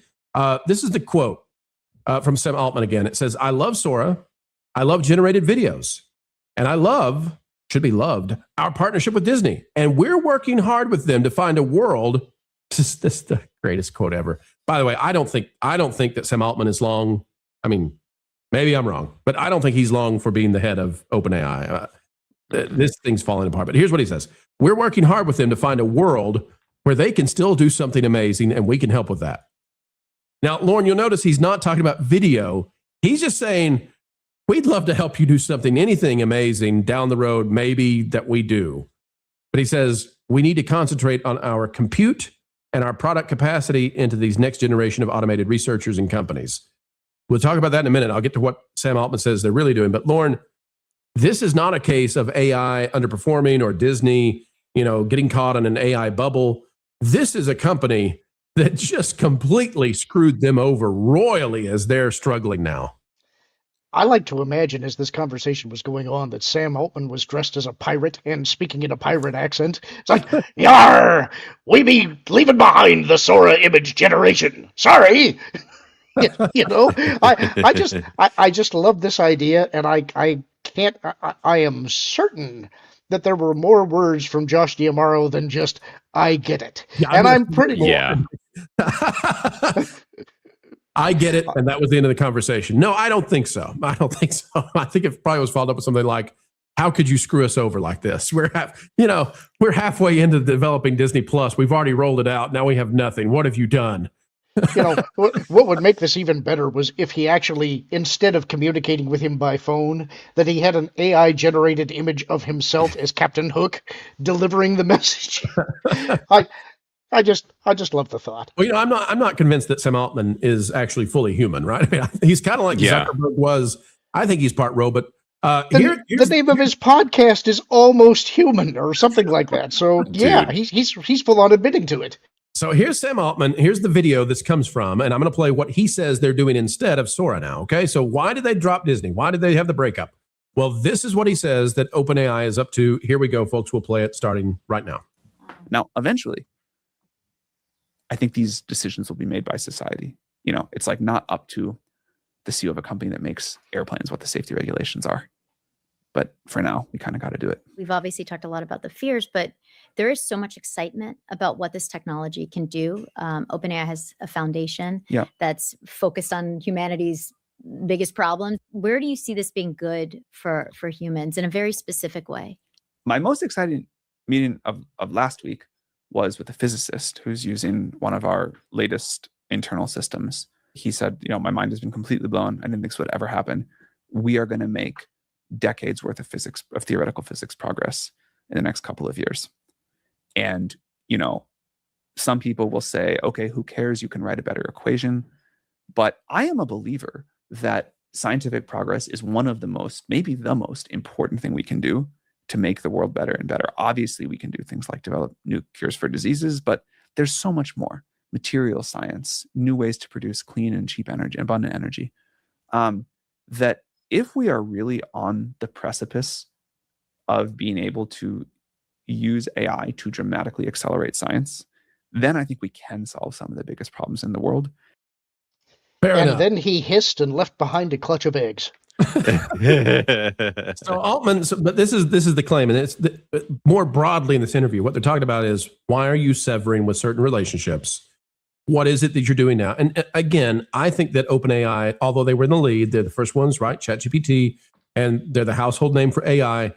But I think they're falling behind, and I think strategically and fundamentally they're falling behind. But Altman is basically saying, it's cute to make video generations of Mickey Mouse, but what we're going to be about is trying to solve the future of humanity and end disease and give, extension to life and all this kind of stuff. And Disney and their $1 billion investment, it just never really mattered that much. And that's the dumping of Disney. And I don't know where they go now. I don't know what Disney does. They can't go to Elon because he hates their guts, and they earned that. They can't really go to Google because they have no leverage. I guess they could, but Google is going to extract all the money out of them now.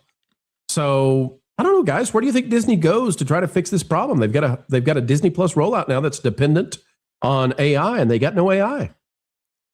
Right. I mean, I personally, I didn't think it was a great idea to begin with. I would say that they scrap it. Personally, I know that they've invested money in it, but we know that they've made plenty of worse investments in the past however many years. Like I don't really understand the draw to this, and I think that one of the things that we've been hearing people talk about of late is like how authenticity and things like that are going to be the currency coming forward. And it's like, I think doubling down on AI as a company that has like original IP and stuff just does not sound like the best idea. But there are, like you said, there are other companies that are doing this stuff that they could technically partner with, but they don't have great relationships. I would say to just abandon this for a while, stop talking about it, and just pretend like it wasn't a thing. And then if they make some better partnership, just stealth launch it and just see what it does versus making some kind of big deal about it. Lauren, your thoughts on this and just I guess how small Disney feels, because OpenAI, it didn't even occur to them. They're just like, $1 billion and Mickey Mouse. No, that's not what we're doing. We just drop it and call the next day. And I get it was the answer. How small does this make them appear? Well, they're in a real bind now, because I think that our belief was that the reason that they were doing this is that they wanted to have user-generated content that was going to be on Disney Plus to try and rescue them and possibly act as an idea generation factory that they could exploit. If they've lost that, they're in some real trouble, because I don't know how you fix Disney Plus. And the other issue is that they've cut off all of their additional revenue streams. They don't really make content right now that a lot of people are eager to watch. And so you don't have a draw to the streaming platform. You're not generating new IPs that make people want to spend money. Honestly, I think they're going to have to look more seriously at licensing their characters to third parties that can do something with them better than they can. And I think they really need to start examining physical media again. I keep harping on this. I think all of the studios need to be doing this. They have cut off their own legs by trying to vault all of their content and force people into the subscription model. But people are wise to this. They'll subscribe long enough to get what they want, and then they go away, or they'll take to the high seas. If they want to fix their revenues, they got to provide what the people want, and they have to do it at a decent cost. And right now, they're not doing that. And I agree with you. I don't think that they have the mobility to be able to pivot from this to fix their revenue issues. So they're going to have to start making some really tough choices that they don't want to make. And the problem for Disney, they're going to have to find partners who are much, much, much bigger than they, and they have no leverage with them, and they're going to be small fries in a sea of big fish with far bigger concerns than generating Mickey Mouse. Where they're going to find those people? I hope not China, because Disney in the past has loved them some China. Mm-hmm. We'll see.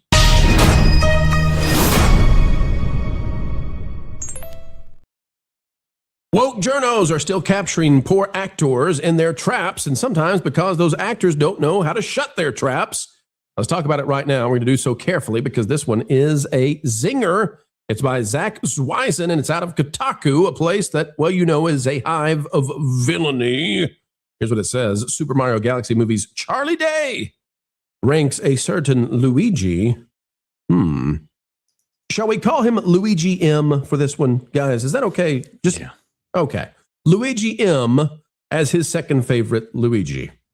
Number one was, of course, himself, the voice of Mario's brother in the movies. You know, it's going so swell right now, the Mario stuff. It's just, they're going to make a lot of money. And here comes Kotaku to just screw everything up. And I'll explain why I think this is a total trap. And I'll explain why I think they do this in order to destroy the stuff that you all love. But before we go into that, let me tell you Luigi M, okay? Luigi M is the guy that some of the most woke in the world love because he deleted, illegally, of course, someone involved in at high levels of insurance companies. And because he did that, very strangely, the super woke love the guy. But remember, he's going to be in jail for the rest of his life, and he deserves to be because he deleted the life of another. Okay? So he's not somebody to look up to. He's grotesque. It's evil, but they love him. Here's how this played out. Here's how this happened. How in the world did a voice actor for a kid's cartoon brag about and promote somebody who deleted the life of another? Well, here's how it happened. Out of Kotaku. The cast of the Super Mario Galaxy movie is currently flying around the world and doing interviews to promote the animated film, which is now in theaters. And when Luigi's voice actor, Charlie Day, was asked who his favorite Luigi was in recent American history, the always sunny in Philadelphia actor laughed before naming the alleged deletor, Luigi M. Now, it says alleged, and we got to say that too, right? But you all know what you know. During a recent interview with Tintoria at an official event in Tokyo, Japan, some of the cast of the Super Mario Galaxy movie were chatting with an interviewer about the upcoming film. Pretty standard stuff. These interviews are usually boring fluff, where guests answer pre-screened questions with media-trained responses and company-approved jokes. That's right. Author says, I imagine that for a Nintendo movie, these events are even more controlled. That's right. That makes Charlie Day's answer when asked to name his favorite Luigi all the more surprising and hilarious. Folks, here is the vid, and we'll be careful with it, but here we go. I have a question for you, Charlie. You play Luigi, a great Italian guy. Who's your favorite Luigi in recent American history? Recent American history? All right, now pause there. This is the setup. This is how they got him, okay? Number one, I don't know how many Luigis there are, but it can't be many. And then number two, to say that there's a Luigi only of recent American history that is the one that you've got to name, it kind of eliminates this and narrows it down to where the quick response from the actor is going to be insane, right? So it's a setup. It's a total setup. Let's play it again. Charlie Day should have known better, but again, it's a total setup. American history.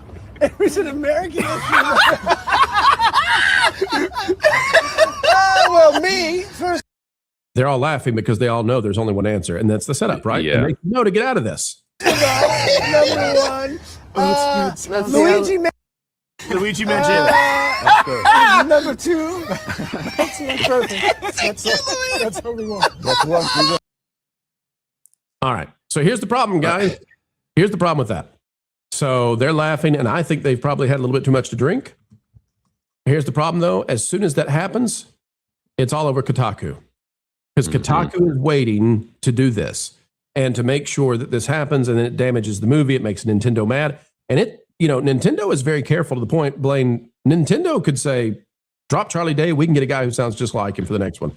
They don't like you to make controversial statements. They don't like their characters to be put in any kind of this light. So your thoughts on this one, Blaine? And particularly, Blaine, the idea that these actors still don't understand. There are websites, there are journalists out there, they're trapping them. That's their job, to trap them. Yeah, and that's clearly what happened here. It's complete crap. Like, that's messed up. Even the way that they framed it by saying recent, right? He didn't even say, the famous Luigis, which there aren't many of those either. But like to even say, another famous Luigi? I can't even think of one. I was literally trying to think of one and could not think of one outside of the character from Mario and Mangione. Right, I literally just think of a chef, right? I just think Luigi. That's all that comes to mind. I'm sure there's 12 famous Luigis right now angry at us, but Dude, I don't know. I literally just grokked it and asked, and it did not come up with any that I had heard of. So it's a trap question. They're likely intoxicated. You can kind of tell. Yeah. Maybe they're not. Maybe they're not. But it's a trap question set up for journalists to destroy the goodwill. And look at headlines. Anya Taylor-Joy's face. Like when they asked it that way, instantly she was just like, no. Like, oh no. Because she knew. And that is the thing. This is an absolute trap, completely crap. Like Kotaku sucks. I would literally, if I was Nintendo or these guys, I would be like, look, like you did this to generate press. We will not be doing interviews with you in the future. Like you guys are toast. Right. Because this Italian outlet is no more. Hey, Lauren, where are the handlers? Why did nobody step in and say, hey, we don't do that. Kids film. We're not doing that. There's two proper responses to that question in my mind. One is that you immediately turn on the interviewer and you make the interview unusable so that they can't air it. You say, do you think that's an appropriate question while we're here promoting a kid's movie? What do you think you're doing here, Jack? I think that you embarrass the interviewer. That's response number one. Response number two is make something up on the spot. Say that it's Luigi Anderson from New Jersey who does your haircuts. You make something up so that you can turn it so that it's humorous without killing the interview. That way maybe you make your handlers happy as well as not give the interviewer what you want. But that response, the one that he gave, I understand the in the moment laughing about the question because you recognize it's a trap, but to then play into it and give him the answer he wants, you should have immediately gone sober and go, what are you doing here, man? You're messing with my career. Right. You're after me. You're after me. And that really, when we're dealing with a movie that's going to make $1 billion plus, it's no laughing matter anymore, right? And Nintendo doesn't want these characters because when you start talking about, how much are the Nintendo characters worth beyond the movie? Well, the movie is small beans compared to, every Mario game that's going to come out in the future. I mean, you're talking about billions and billions and billions and billions and billions of dollars. They don't want this stuff connected together. But there seems to me, guys, there's a system in Hollywood right now that their job is to get these actors on the record to say something that's abrasive and offensive and then to run those headlines. And I understand that. It kind of reminds me of the guy who's always on the red carpet. And it doesn't matter. It can be the Smurfs movie, but he's there and he says, is this the gayest Smurfs movie ever? What did you think about Smurfette being a total lesbo? And it's every single time. And there's an obsession with that. But it's dangerous these days for these films because it throws them in the crosshairs of the culture war. So, Blaine, I really think that, and I've said this before, like when Disney had Rachel Zegler nonstop, I think these companies need to have a policy in place where, one, they've got a social media and interview handler who's there to protect them, because I don't think actors are particularly that smart. Like, I think they're great at what they do, but not every actor is a genius, and sometimes they really screw up badly. So you need a handler both online and in real life. And then the other thing, too, is there needs to be a penalty written into these contract clauses where if we're going to be on Fox News, let's say we've got this investment and let's say that we think we're going to make $1.5 billion on Mario, which is the case here. If you say something that's going to be on Fox News and lowers us by $300 million, if you make a $300 million mistake, that's coming out of your paycheck. And I think that's the new system that Hollywood needs to have.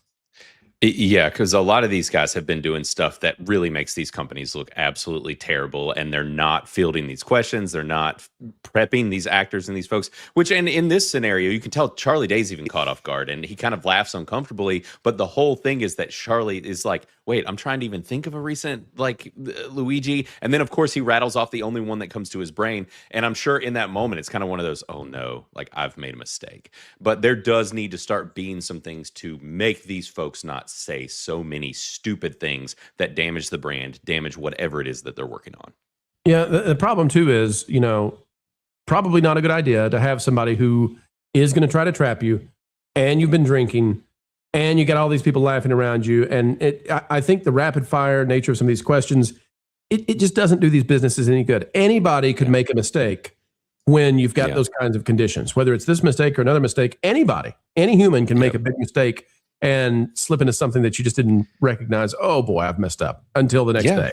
And these outlets should be punished by these companies, right? Oh, yeah. It's like if there's an outlet that is notorious for this, just don't do any interviews with them. Sorry, you guys are out of the loop.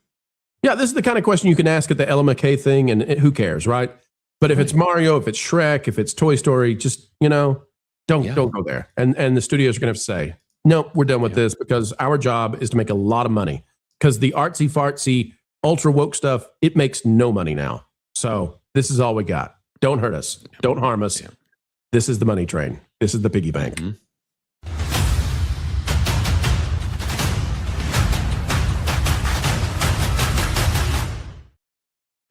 You know, Blaine, I am worried right now. You see that top left avatar there? Yeah. He's been gone for a long time. Right. I worry that the man has realized he has no bonnets in his roster of hatwear.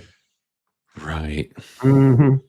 Yeah, that's probably it. There's an identity crisis or something happening right now. Got some bonnet envy. Yeah. Mm-hmm. All right, well, I tell you what, while we wait for the hatted one to return with his sun hat he believes is a bonnet, let's put the super chats up on the screen. Packing Protons for 5. Lauren, Pro, and Kara need to watch The Final Sacrifice. Take that, Blaine. You don't get to watch it. They'll be hating Canada by the end regarding the hockey movie. I'll be happy to go watch it. First Dragon Queen for 5. Just so you know, they sell white and gray tuft. Just saying. Well, Lauren is the one who might need the gray and white tuft, not us. Not us. And we can say that because Lauren's gone to get himself a bonnet. We've also got out there the wonderful Wildman of Yavin, who is a tremendous supporter of the channel, dropping on by with 5 WDW Pro memberships. Thank you, Wildman of Yavin. We really appreciate you. It was a peaceful planet until he arrived. Then he brought wild to our skies. Every time a membership is gifted, a content creator gets his wings. Is that gendered language? We're not at Magic Kingdom, Dad. All right, we got DL Racer out there for 10. People want to believe that the new media can achieve at the highest level of creativity and show these gatekeeping activists how wrong they've been as custodians of our shared American culture. I still say, folks, that we are on the edge, we're on the precipice, the cusp, if you will, of a new era of imagination and creativity, and it's going to come from you. Why? Well, go look at the Nielsen numbers. The largest source of content on TVs today, not on phones, not on tablets, on TVs, on the big screens, on the smart TVs, right? The biggest source for content, anything that's on the screen in the living room, is from you. It's from YouTube content creators. Number one, bigger than Disney, bigger than Netflix, bigger than Comcast. It's you. It's America. We've got Packing Protons for 5. Todd Blanche to replace Bondi. Well, I'll be checking in on that. That's interesting. Interesting indeed. Texas 8412 for 5. God dang it, the best thing on Japan X. American cheese violence. Oh. Yeah, I tell you what, I never thought I'd say those words put together. What is this, Bobby out there typing this? I didn't say that. Thank you, Texas. Lauren, you have returned, and we were expecting some sort of extravagant headwear, and we have none. It was not bonnet related. I'm sorry. No bonnets. Nothing funny you can add to, Nothing? You're putting me on the spot, man. I have people skills. I am good at dealing with people. Can't you understand that? What the hell is wrong with you people? Lauren, this is the part where I don't know what to do with my hands. All right, folks. We've got a great way to end the show today. And by the way, we are only 6 away from the Super Chat goal. We'd love to get there because we're going to do a special Q&A as long as we hit that goal with the main man, Blaine, who's here with us. But to wrap up, I thought we would talk about Criticless and the journey that you've been on, Blaine, because it is amazing. And you're doing something amazing. You are giving a voice back to the fans and the audience and everybody out there. Let's talk about that, folks. And we'll get ready to wrap this thing up with one of the greatest conversations in the history of humanity. No pressure. No pressure.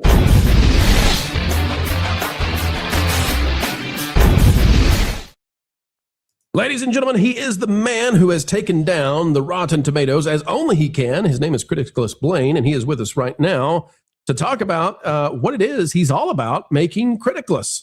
Criticless.com, the website that continues to give people an outlet to now vent and say what they want to say about movies and shows. And Blaine, this has been something that not every person out there would do, because it's basically you that saw Rotten Tomatoes and these other places become sort of propaganda and manipulated by the studios, and you actually did something about it. Tell us about the journey. How is it that you came up with Criticless, and what is it that was the impetus that made you go, okay, I'm actually going to go here. I'm actually going to put my money where my mouth is. I'm going to build a team. I'm going to build a website, and I'm going after these folks who are, calling us Russian bots and trolls and manipulating the scores. Right. Yeah. I mean, it's been a heck of a journey, and it's insane. This isn't something people do because it's an unhinged idea. People don't just jump into tech like this and take this type of risk because it is a risk. But that's the thing, is I knew that the voices of the people and where your everyday person set with their opinions on just pop culture, on movies, TV shows, books, video games, all of these things was very different from what places like Rotten Tomatoes were kind of portraying as the general consensus. I knew that it was way off base. And so it was time that somebody did something, and we were in a position where we could take a risk and do this. And so we just jumped in head first. Now, if my wife had not given me the go ahead, I never would have done it. But we as a team kind of got together and we're like, I've been talking about doing this for many years. And actually, when I first launched the site, a buddy reached out to me from college and he was like, holy crap, you did the thing. You've been talking about this since you were like 19 years old. And we're all these years later. And I finally was put in a position where I could take a risk and do it. But it felt like a need and an absolute necessity. I have young kids and I was watching culture just go down the drain. Things were getting worse and worse. And it just became something that felt like if anybody was going to do it, I guess, I'm going to do it. I'm going to take this risk. And people even point out sites like Letterboxd and things like that. And they're still not doing what we are doing. And honestly, they weren't even a name when I was creating this. I didn't know they existed, didn't know it was happening. And so it is this weird thing to see other platforms and other things start to rise, and for your people's voices to get out there on their opinions on these things. But that is the thing versus us and these other sites, is that it really is about the regular everyday person, the regular user. And that's what we wanted to focus on, which is like these other sites still don't do. We aren't here catering to your pretentious movie buffs and these people, that have these elevated opinions of their own opinions.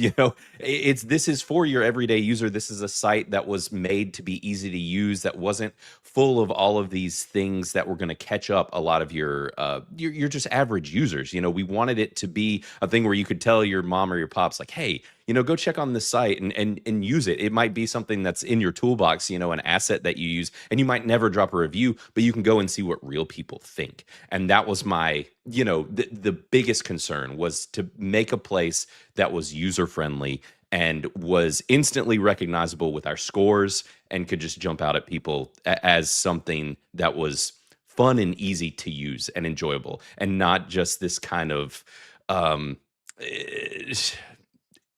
thing that felt at arm's length because it was either a very pretentious film community thing or just catered towards critics and stuff. I wanted to remove it from all of that. And so far, it seems to be working. All right, well, let's take a look at what it is this might be an answer to. If we look at Rotten Tomatoes right now, 42% critic score for the Mario movie, 91% from the audiences. Project Hail Mary actually has a score that's looking the same. But if we remember, Rotten Tomatoes was the place people went to find out, is something worth seeing. And then that turned into a problem for the studios because it turns out some people don't like some movies. And well, that just wasn't going to be allowed. And so we had all this manipulation, that it seems to me, and starting with The Last Jedi, perhaps, maybe going back to Ghostbusters 2016. But Blaine, the opinions of fans started to be called review bombing or Russian trolls or bot farms. And can you walk us through, because I know there was an effort after The Last Jedi to make it so that people couldn't make their voices heard. And then that seems to have come into full fruition by the time Captain Marvel lands. And now Rotten Tomatoes is a place that a lot of people don't trust at all. So what's the history behind this in terms of Hollywood and the way that they've approached letting audiences give a score for the things they make? Right. Yeah. I mean, because it has become, like you said, overly obvious at this point that Rotten Tomatoes had kind of a finger on the scale, I guess, if you will. And even an article came out around when we were launching the site, which literally essentially stated that what was happening was that these marketing firms were even paying for reviews from the critics to sway things in a certain direction so that the public opinion was changed. And these marketing firms were then connected to these studios. And so it just got super hairy. agree. And I think that the trust has been lost, not only on a lot of these critics, because it's clear that many of them are bought and paid for to a degree, or just have very hyper, either political or whatever the influence may be, a sway in one direction or another. And so between the critics being obviously manipulative in their own way, and then these sites also clearly encouraging things like bots while calling regular users bots, there's just so much conflict of interest here that there needs to be a platform that can kind of rise above and be like, we're not any of that crap. And that was the thing. It's like from the jump, we made it to where there are no bots on our platform. And it's been very difficult because it affects us, because one of the big things that I have learned as I've gotten into this is that many of these big sites do use bots to basically manipulate how the numbers are on their website, how the traffic is, all of these things. But we're like, no, this is a review site. It needs to be pure from day one. And that's what we've done. And we've kept all that mess out, and it's worked great. Now, it has not stopped them from trying. Once we started getting on people's radars, we've started getting hammered with bot attacks. I mean, in the millions of millions, and have had to put all kinds of things in place to stop it. Whereas many of these other sites, they don't want to stop it. And they prefer to attack fans. And when they cause this confusion, then they can do things like manipulate reviews, and it's confusing to your everyday viewer. Absolutely. Lauren, as we look at the way this is all played out in terms of how Hollywood studios, at first they loved Rotten Tomatoes and then they changed up, and they're not big fans of people like Blaine. Lauren, what are your thoughts about, I kind of see this from a standpoint of, I think it's in the interest of Hollywood to be able to get this kind of data. I think they should know when a film is unpopular with fans. I think that helps them to get that. If they were interested in providing product that the customer wanted, then I would agree with you. But I think right now that's not their interest. And I think that part of that is because I don't think they were relying on just the average moviegoer to generate their revenue. I think that they have been paid to push a message. I think some of that's drying up now. And so now this may be of benefit to them, but that requires them to start weeding out the people that have been all about the message and not about entertainment. So we're going to have to wait and see. I am hopeful, based on some of the things that I am seeing from trailers this year, that maybe we're getting back to trying to entertain audiences, but the jury's still out, and we're going to have to wait and see how things go over the long term. In the meantime, the site is absolutely a benefit to the consumer, which is who we all should be trying to serve in the first place. Exactly. And where do you think this goes, Blaine? Where do you think Criticless goes? And what do you think are going to be the next moves by studios in terms of trying to make sure only the positive stuff shows up for them, and they don't want the criticism? So are they going to push back on you? Are they going to push up back on anybody else trying this? Yeah, I mean, I don't know. It depends on, I'm curious to see what places like studios do in response to sites like ours that really are focused on just what your everyday viewer thinks.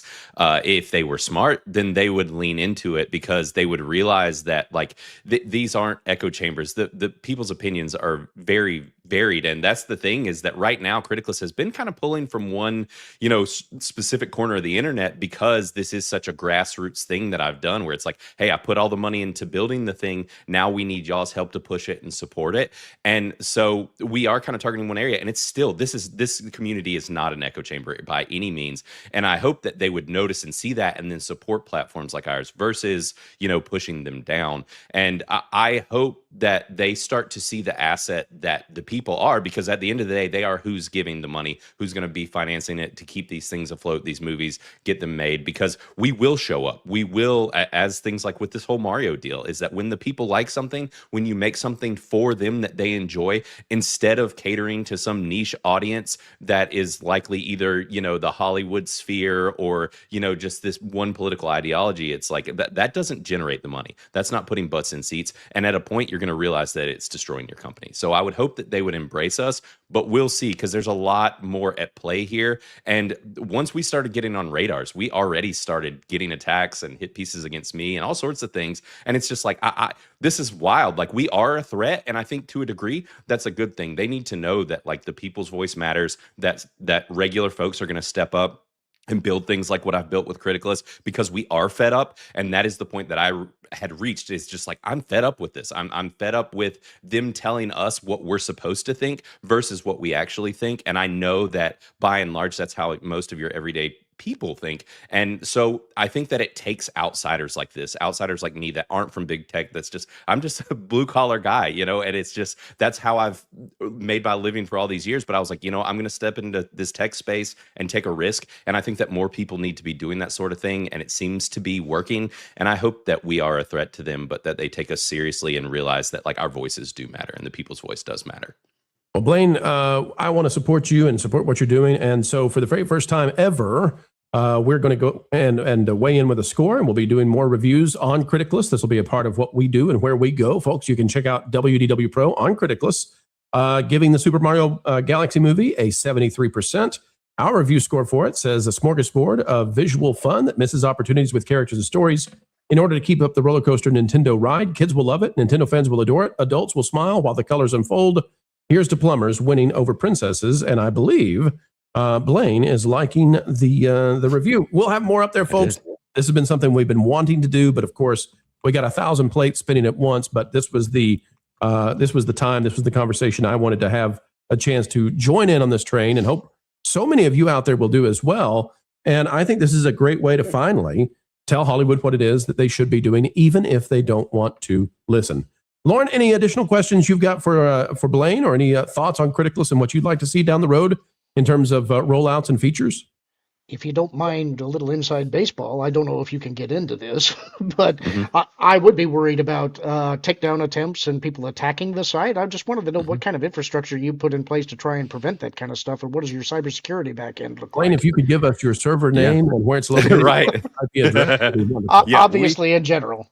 Totally. No, we've been bolstering up all of this a lot. I've got a really good team that's pretty capable, and on top of it, we've been working to weed out a lot of that, and they've been coming after us for a while. Back near Christmas, like I said, we got hit by millions and millions of bots hammering us endlessly, and it's been happening. We've clearly hit some radars. There are people that are doing things very targeted to just slam the site, and early on we were not ready. There were points where they essentially borderline took down the site.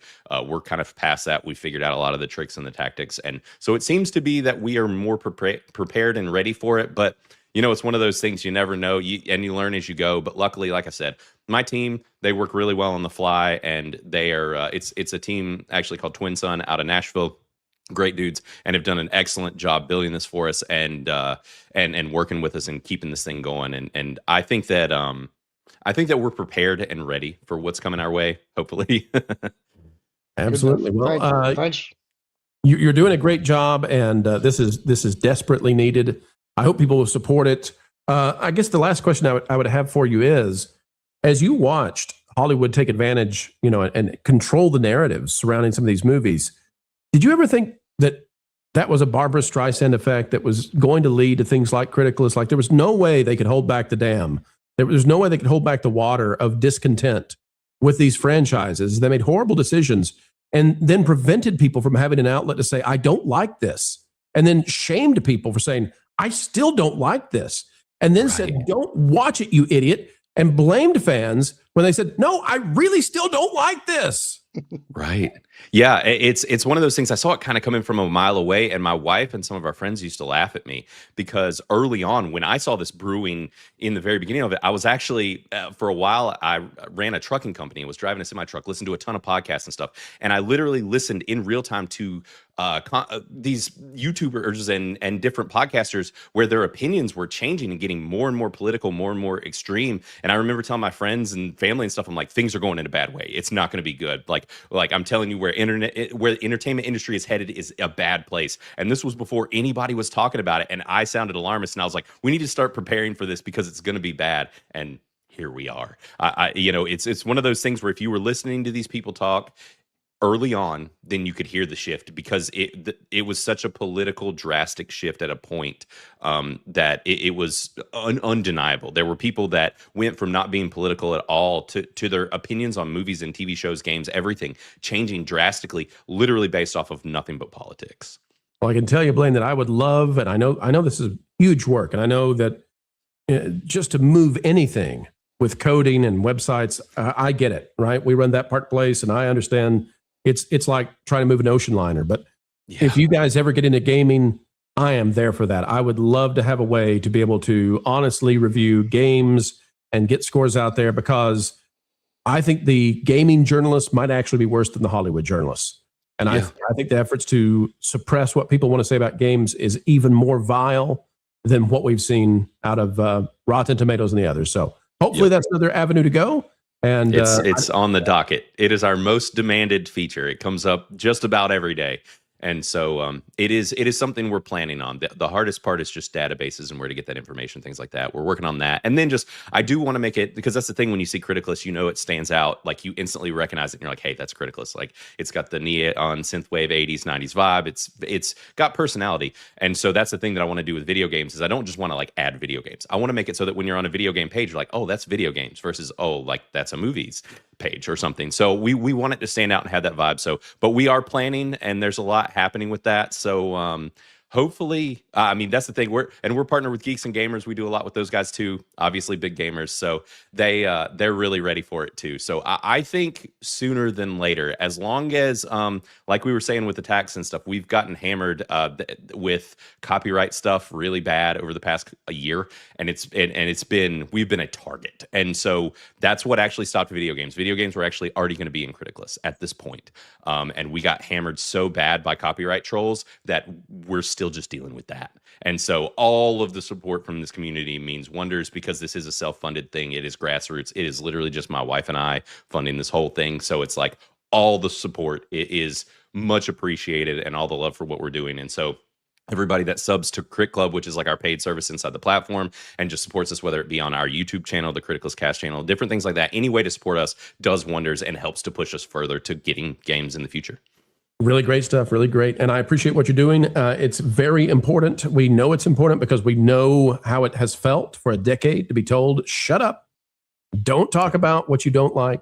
We're going to make it anyway. And so Criticless is opening the doors to people saying, no, I think I do have a voice, and I think I do have a space in the digital town square. And I'm going to say what I want to say. It's a free country. And once again, with Criticless, it's a free web again.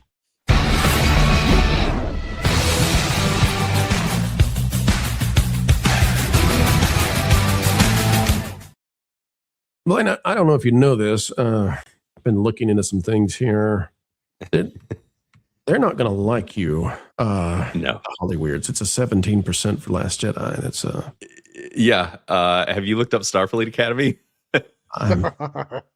You know what? We'll go there. Hang on. Don't tell us. Starfleet Academy. Let's see what we get.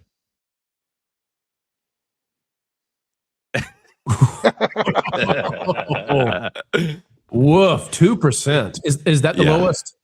I think so. Maybe I think it's a couple points lower than the Acolyte. The Acolyte has more reviews, but it's still only like, last I checked, it was at like a 6 or a 7%. So no, there's certain things like this that is going to make them not like us very much. That's okay. They'll deal with it. The Acolyte, 6%. 6%. Where it belongs. Honestly, it's where it belongs. That's where it should be. It's so terrible. It's just awful. And the Acolyte is actually the thing that Real Life Fake Wizard, folks, if you wonder why did he decide to do YouTube, because it was so bad, because it was so atrociously bad. All right, well, let's get to something that makes us very glad, and that is, folks, we have the greatest community online. Look at this. Teddy for 5, 10, 15, 20, 25, 30. And here's what I'm going to do because of that. Lauren, we're going to do a Q&A session with Blaine in just a second. Teddy gets 3 or 4 questions if he'd like them. Teddy gets priority because that is amazing. That is so kind. Teddy also gifted 50 memberships earlier. So Teddy, if you've got 3 to 4 questions, you're going to be there. We're going to take 15 questions in just a minute.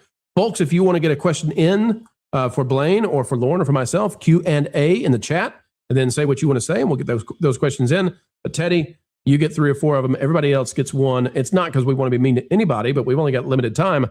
And Teddy, man, what a supporter. Thank you, Teddy. And I guess we should, before we go too far, there's Carol. Hi, Carol. We should play that clip one more time for Teddy. Oh, here we go. It's time to party. It's time to live it up. 1.21 gigawatts! 1.21 gigawatts! We need rest. The spirit is willing, but the flesh is spongy and bruised. Thank you again, Teddy D.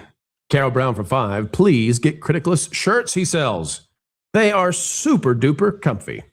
They are. They're great. Yeah, I'm wearing one of them now. Everybody loves them because that was kind of our whole thing when we created our merch line too. Is like I didn't want it to feel like just regular old merch. I wanted it to be cool stuff that people actually like to wear and felt more like a brand. So all of that is done that way, and it's all done locally actually as well. Here in North Carolina, I have a buddy that I went to high school with that does a bunch of this stuff for me. So we kept it all local, and I personally ship it all out. So everything is, like I said, it's very grassroots with how we operate around here. Fantastic. We've got Caveat Ties out there for 5. Yo, Pro! How do I follow you on Criticless?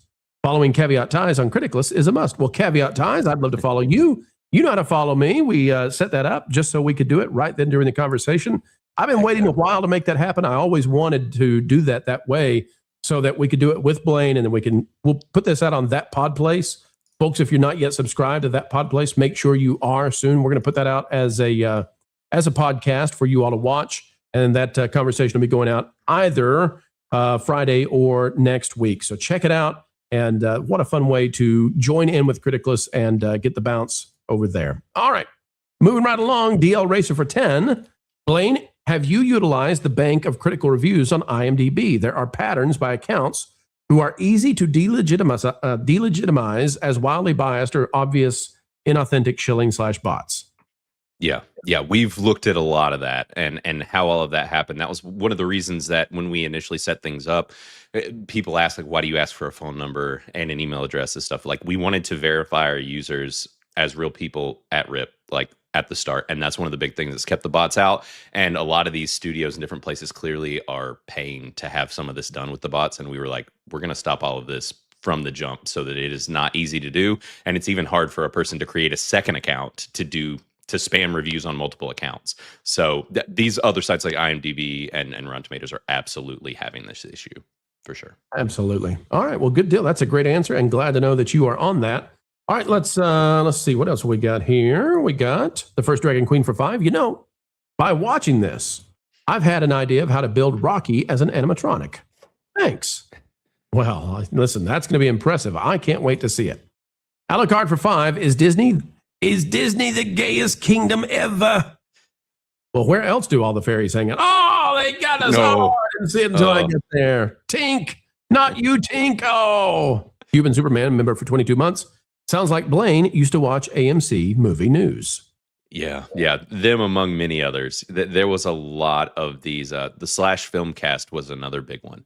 I listened to them every week, and I watched them shift so hard. And it happened fast. And I was like, whoa, you guys are having completely different opinions about things that I knew you would have said something differently even like a year ago. And so the shift happened in the media fast, and it was very obvious. All right, well, let's get to the Q&A. Folks, we're going to do 15 of these. And the reason we're going to do 15, we're going to increase them, is because our good friend out there, Teddy D, is actually giving his bonus Q&As to you all. So we'll let you have them, 15. And Lauren's going to keep track of these. We'll go to Teddy D first on this. And folks, we want to say a special thank you to everybody who participates in Super Chats and gifted memberships. Not only does it tell YouTube that this is a place to be, and by the way, 800, 900 people watching it sometimes across GeoCities, Instagram, TikTok, but mostly X and YouTube. So what a great show today. What a great chance to talk and come our way. But also, when we have these goals, it's a lot of fun to get to have these extra bonus portions of the show. It makes the show better and gives us something to look forward to. So thank you, Teddy D, who says, I'll give my question to the chat, but thank you, Pro.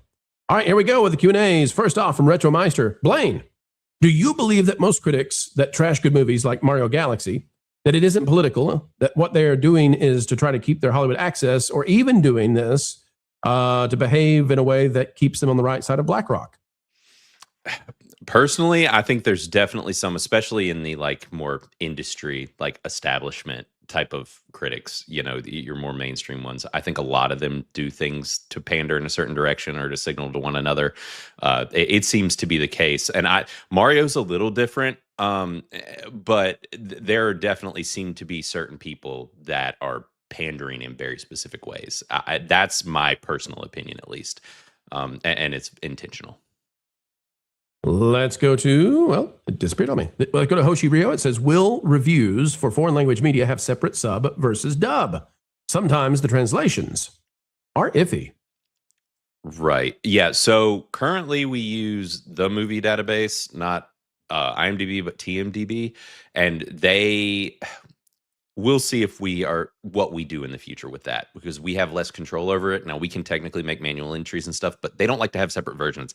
Their mods over there technically don't even like for the database to have like director's cuts and stuff. So we're not a fan of a lot of how they operate certain things. And also that is connected to the copyright stuff that we've been dealing with. So we'll see what we do about the database that we use. But currently, no, there's not separate versions to quickly answer that question for sub and dub. But we have a lot of people that will specify in their reviews, like, hey, this is on the sub version, this is on the dub version. And people do similar things with like TV shows or seasons and stuff, as they just specify in their reviews.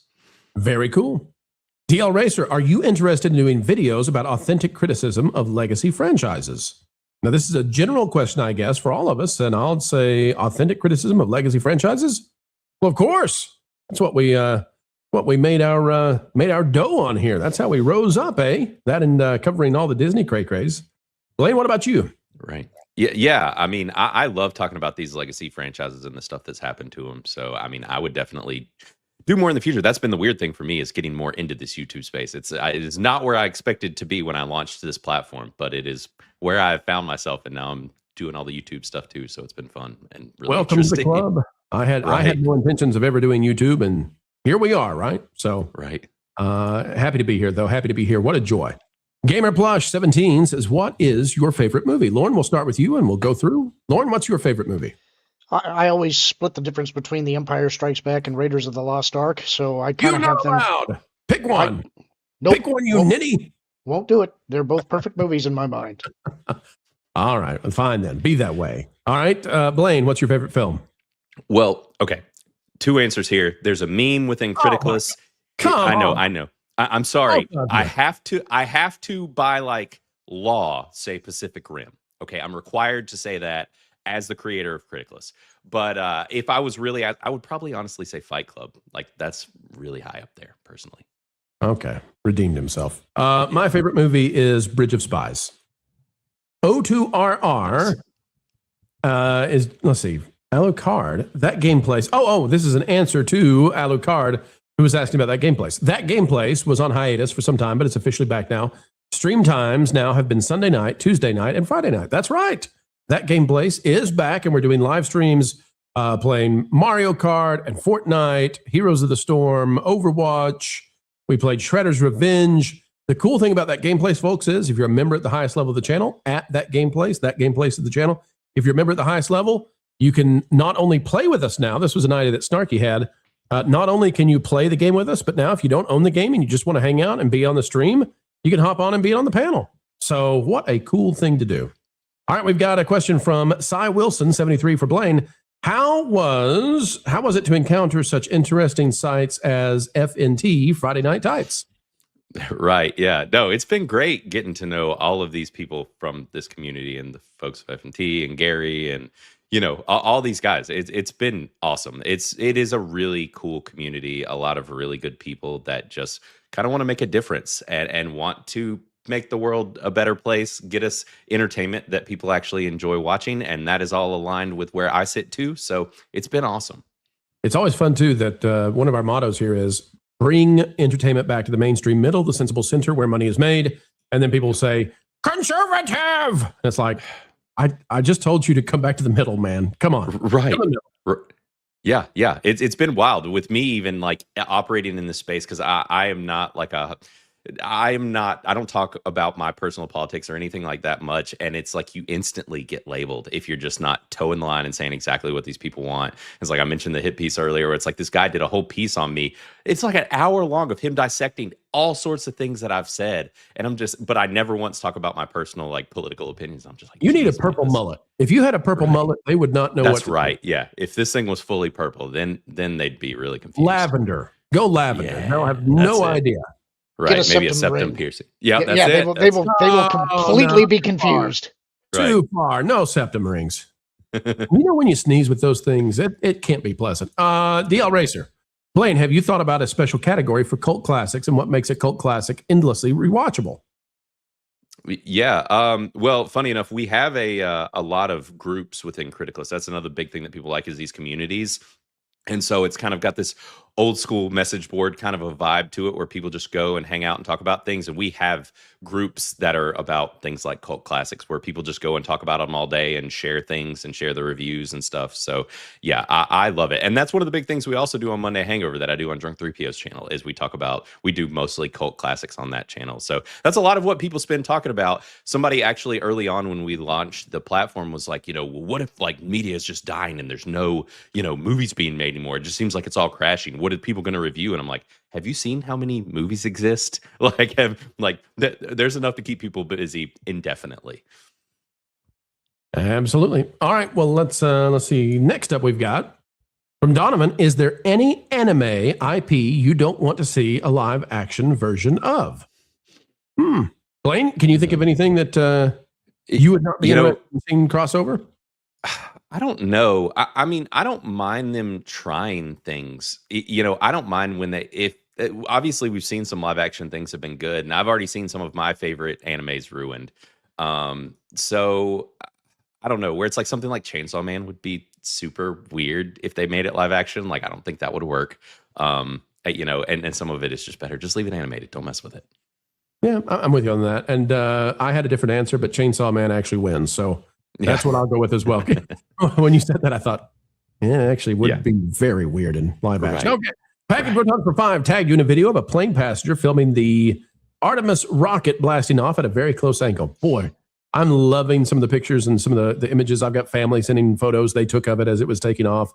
What a cool thing. What an amazing thing. I hope that the media will cover this appropriately because this should be a celebration of what we can do as a shared humanity. It's amazing. And go NASA and go everybody who has helped with this and made it possible. Go SpaceX, go everybody. What a great thing. Go into the moon and hopefully to stay there. We don't leave them there, but a moon base, it's time. Cuban Superman has gifted 10 wonderful WDW Pro memberships. That is just too kind. That's the thing we need here, folks, to make things go smoothly with the YouTubes, as they say. Darn it, they're just too cool for school. They keep getting these memberships. We'll have to love them too. Please, sir, may I have more pro memberships? What?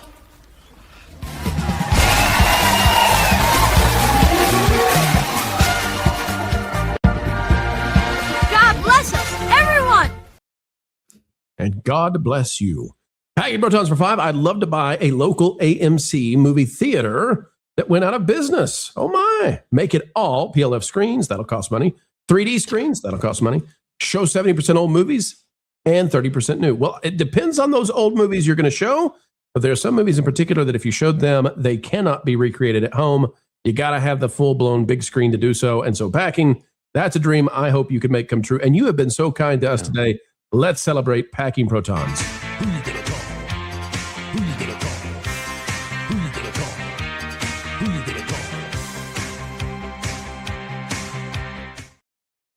And finally, folks, rounding this one out, Red Bandana Gaming for 5. Would that game place like to collab with my little channel? Well, possibly. Reach out and we'll let you know what we can do. We got to take a look at your channel and all that kind of stuff. But just based on that avatar, seeing that Raphael, you're a friend of the channel indeed. An Xbox Raphael controller, only better if it was Leo. All right, but I'm biased indeed. I got to say this, folks. I would be remiss if I didn't say a big shout out to Photon Empress, because Photon Empress for so long working so hard on getting humanity back into space legitimately. And we just got to say, way to go.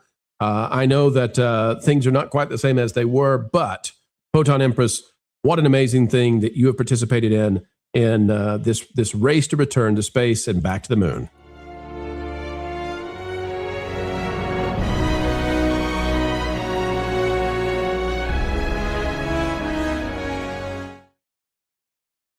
Alucard is back for 5, unless it's made in Japan by Japanese filmmakers. No live action Chainsaw Man or anything. Nothing. Nada. Yeah.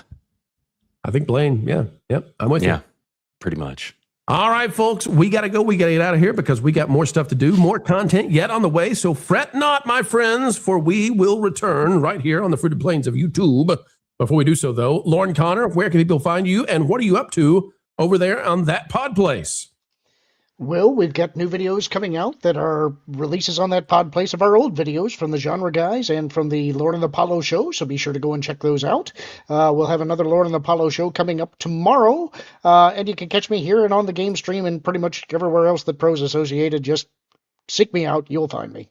And Lauren, it's been a great pleasure having you come on board as an associate producer for the channel.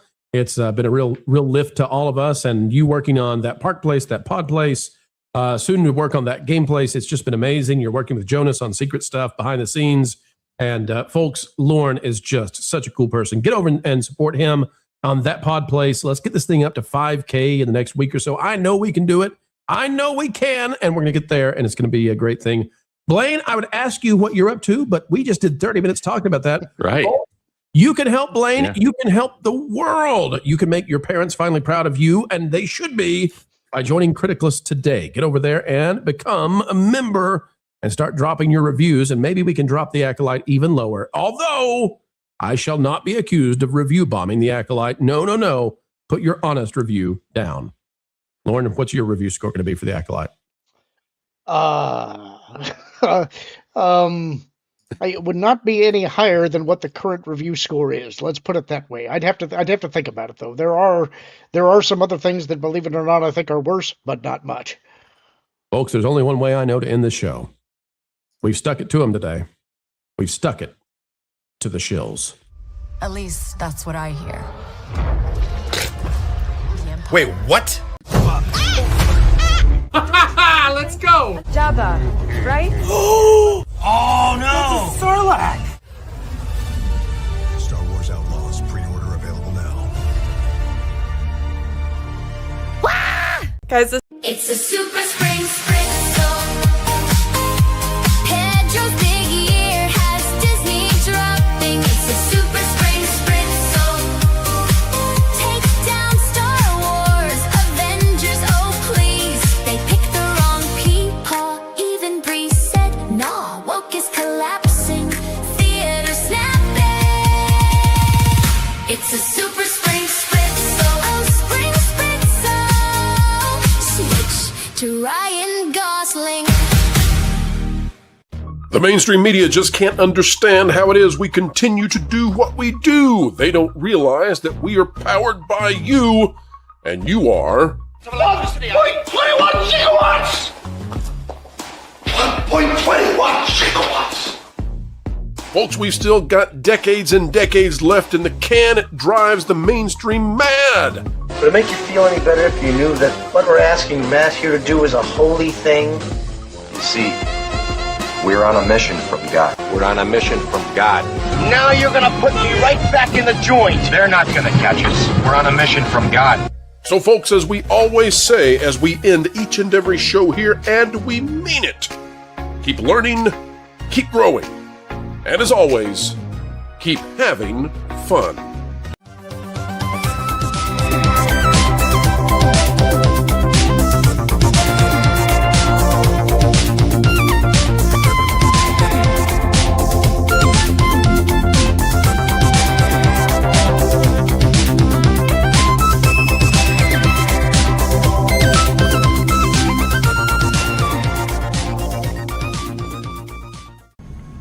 Every time they hit him,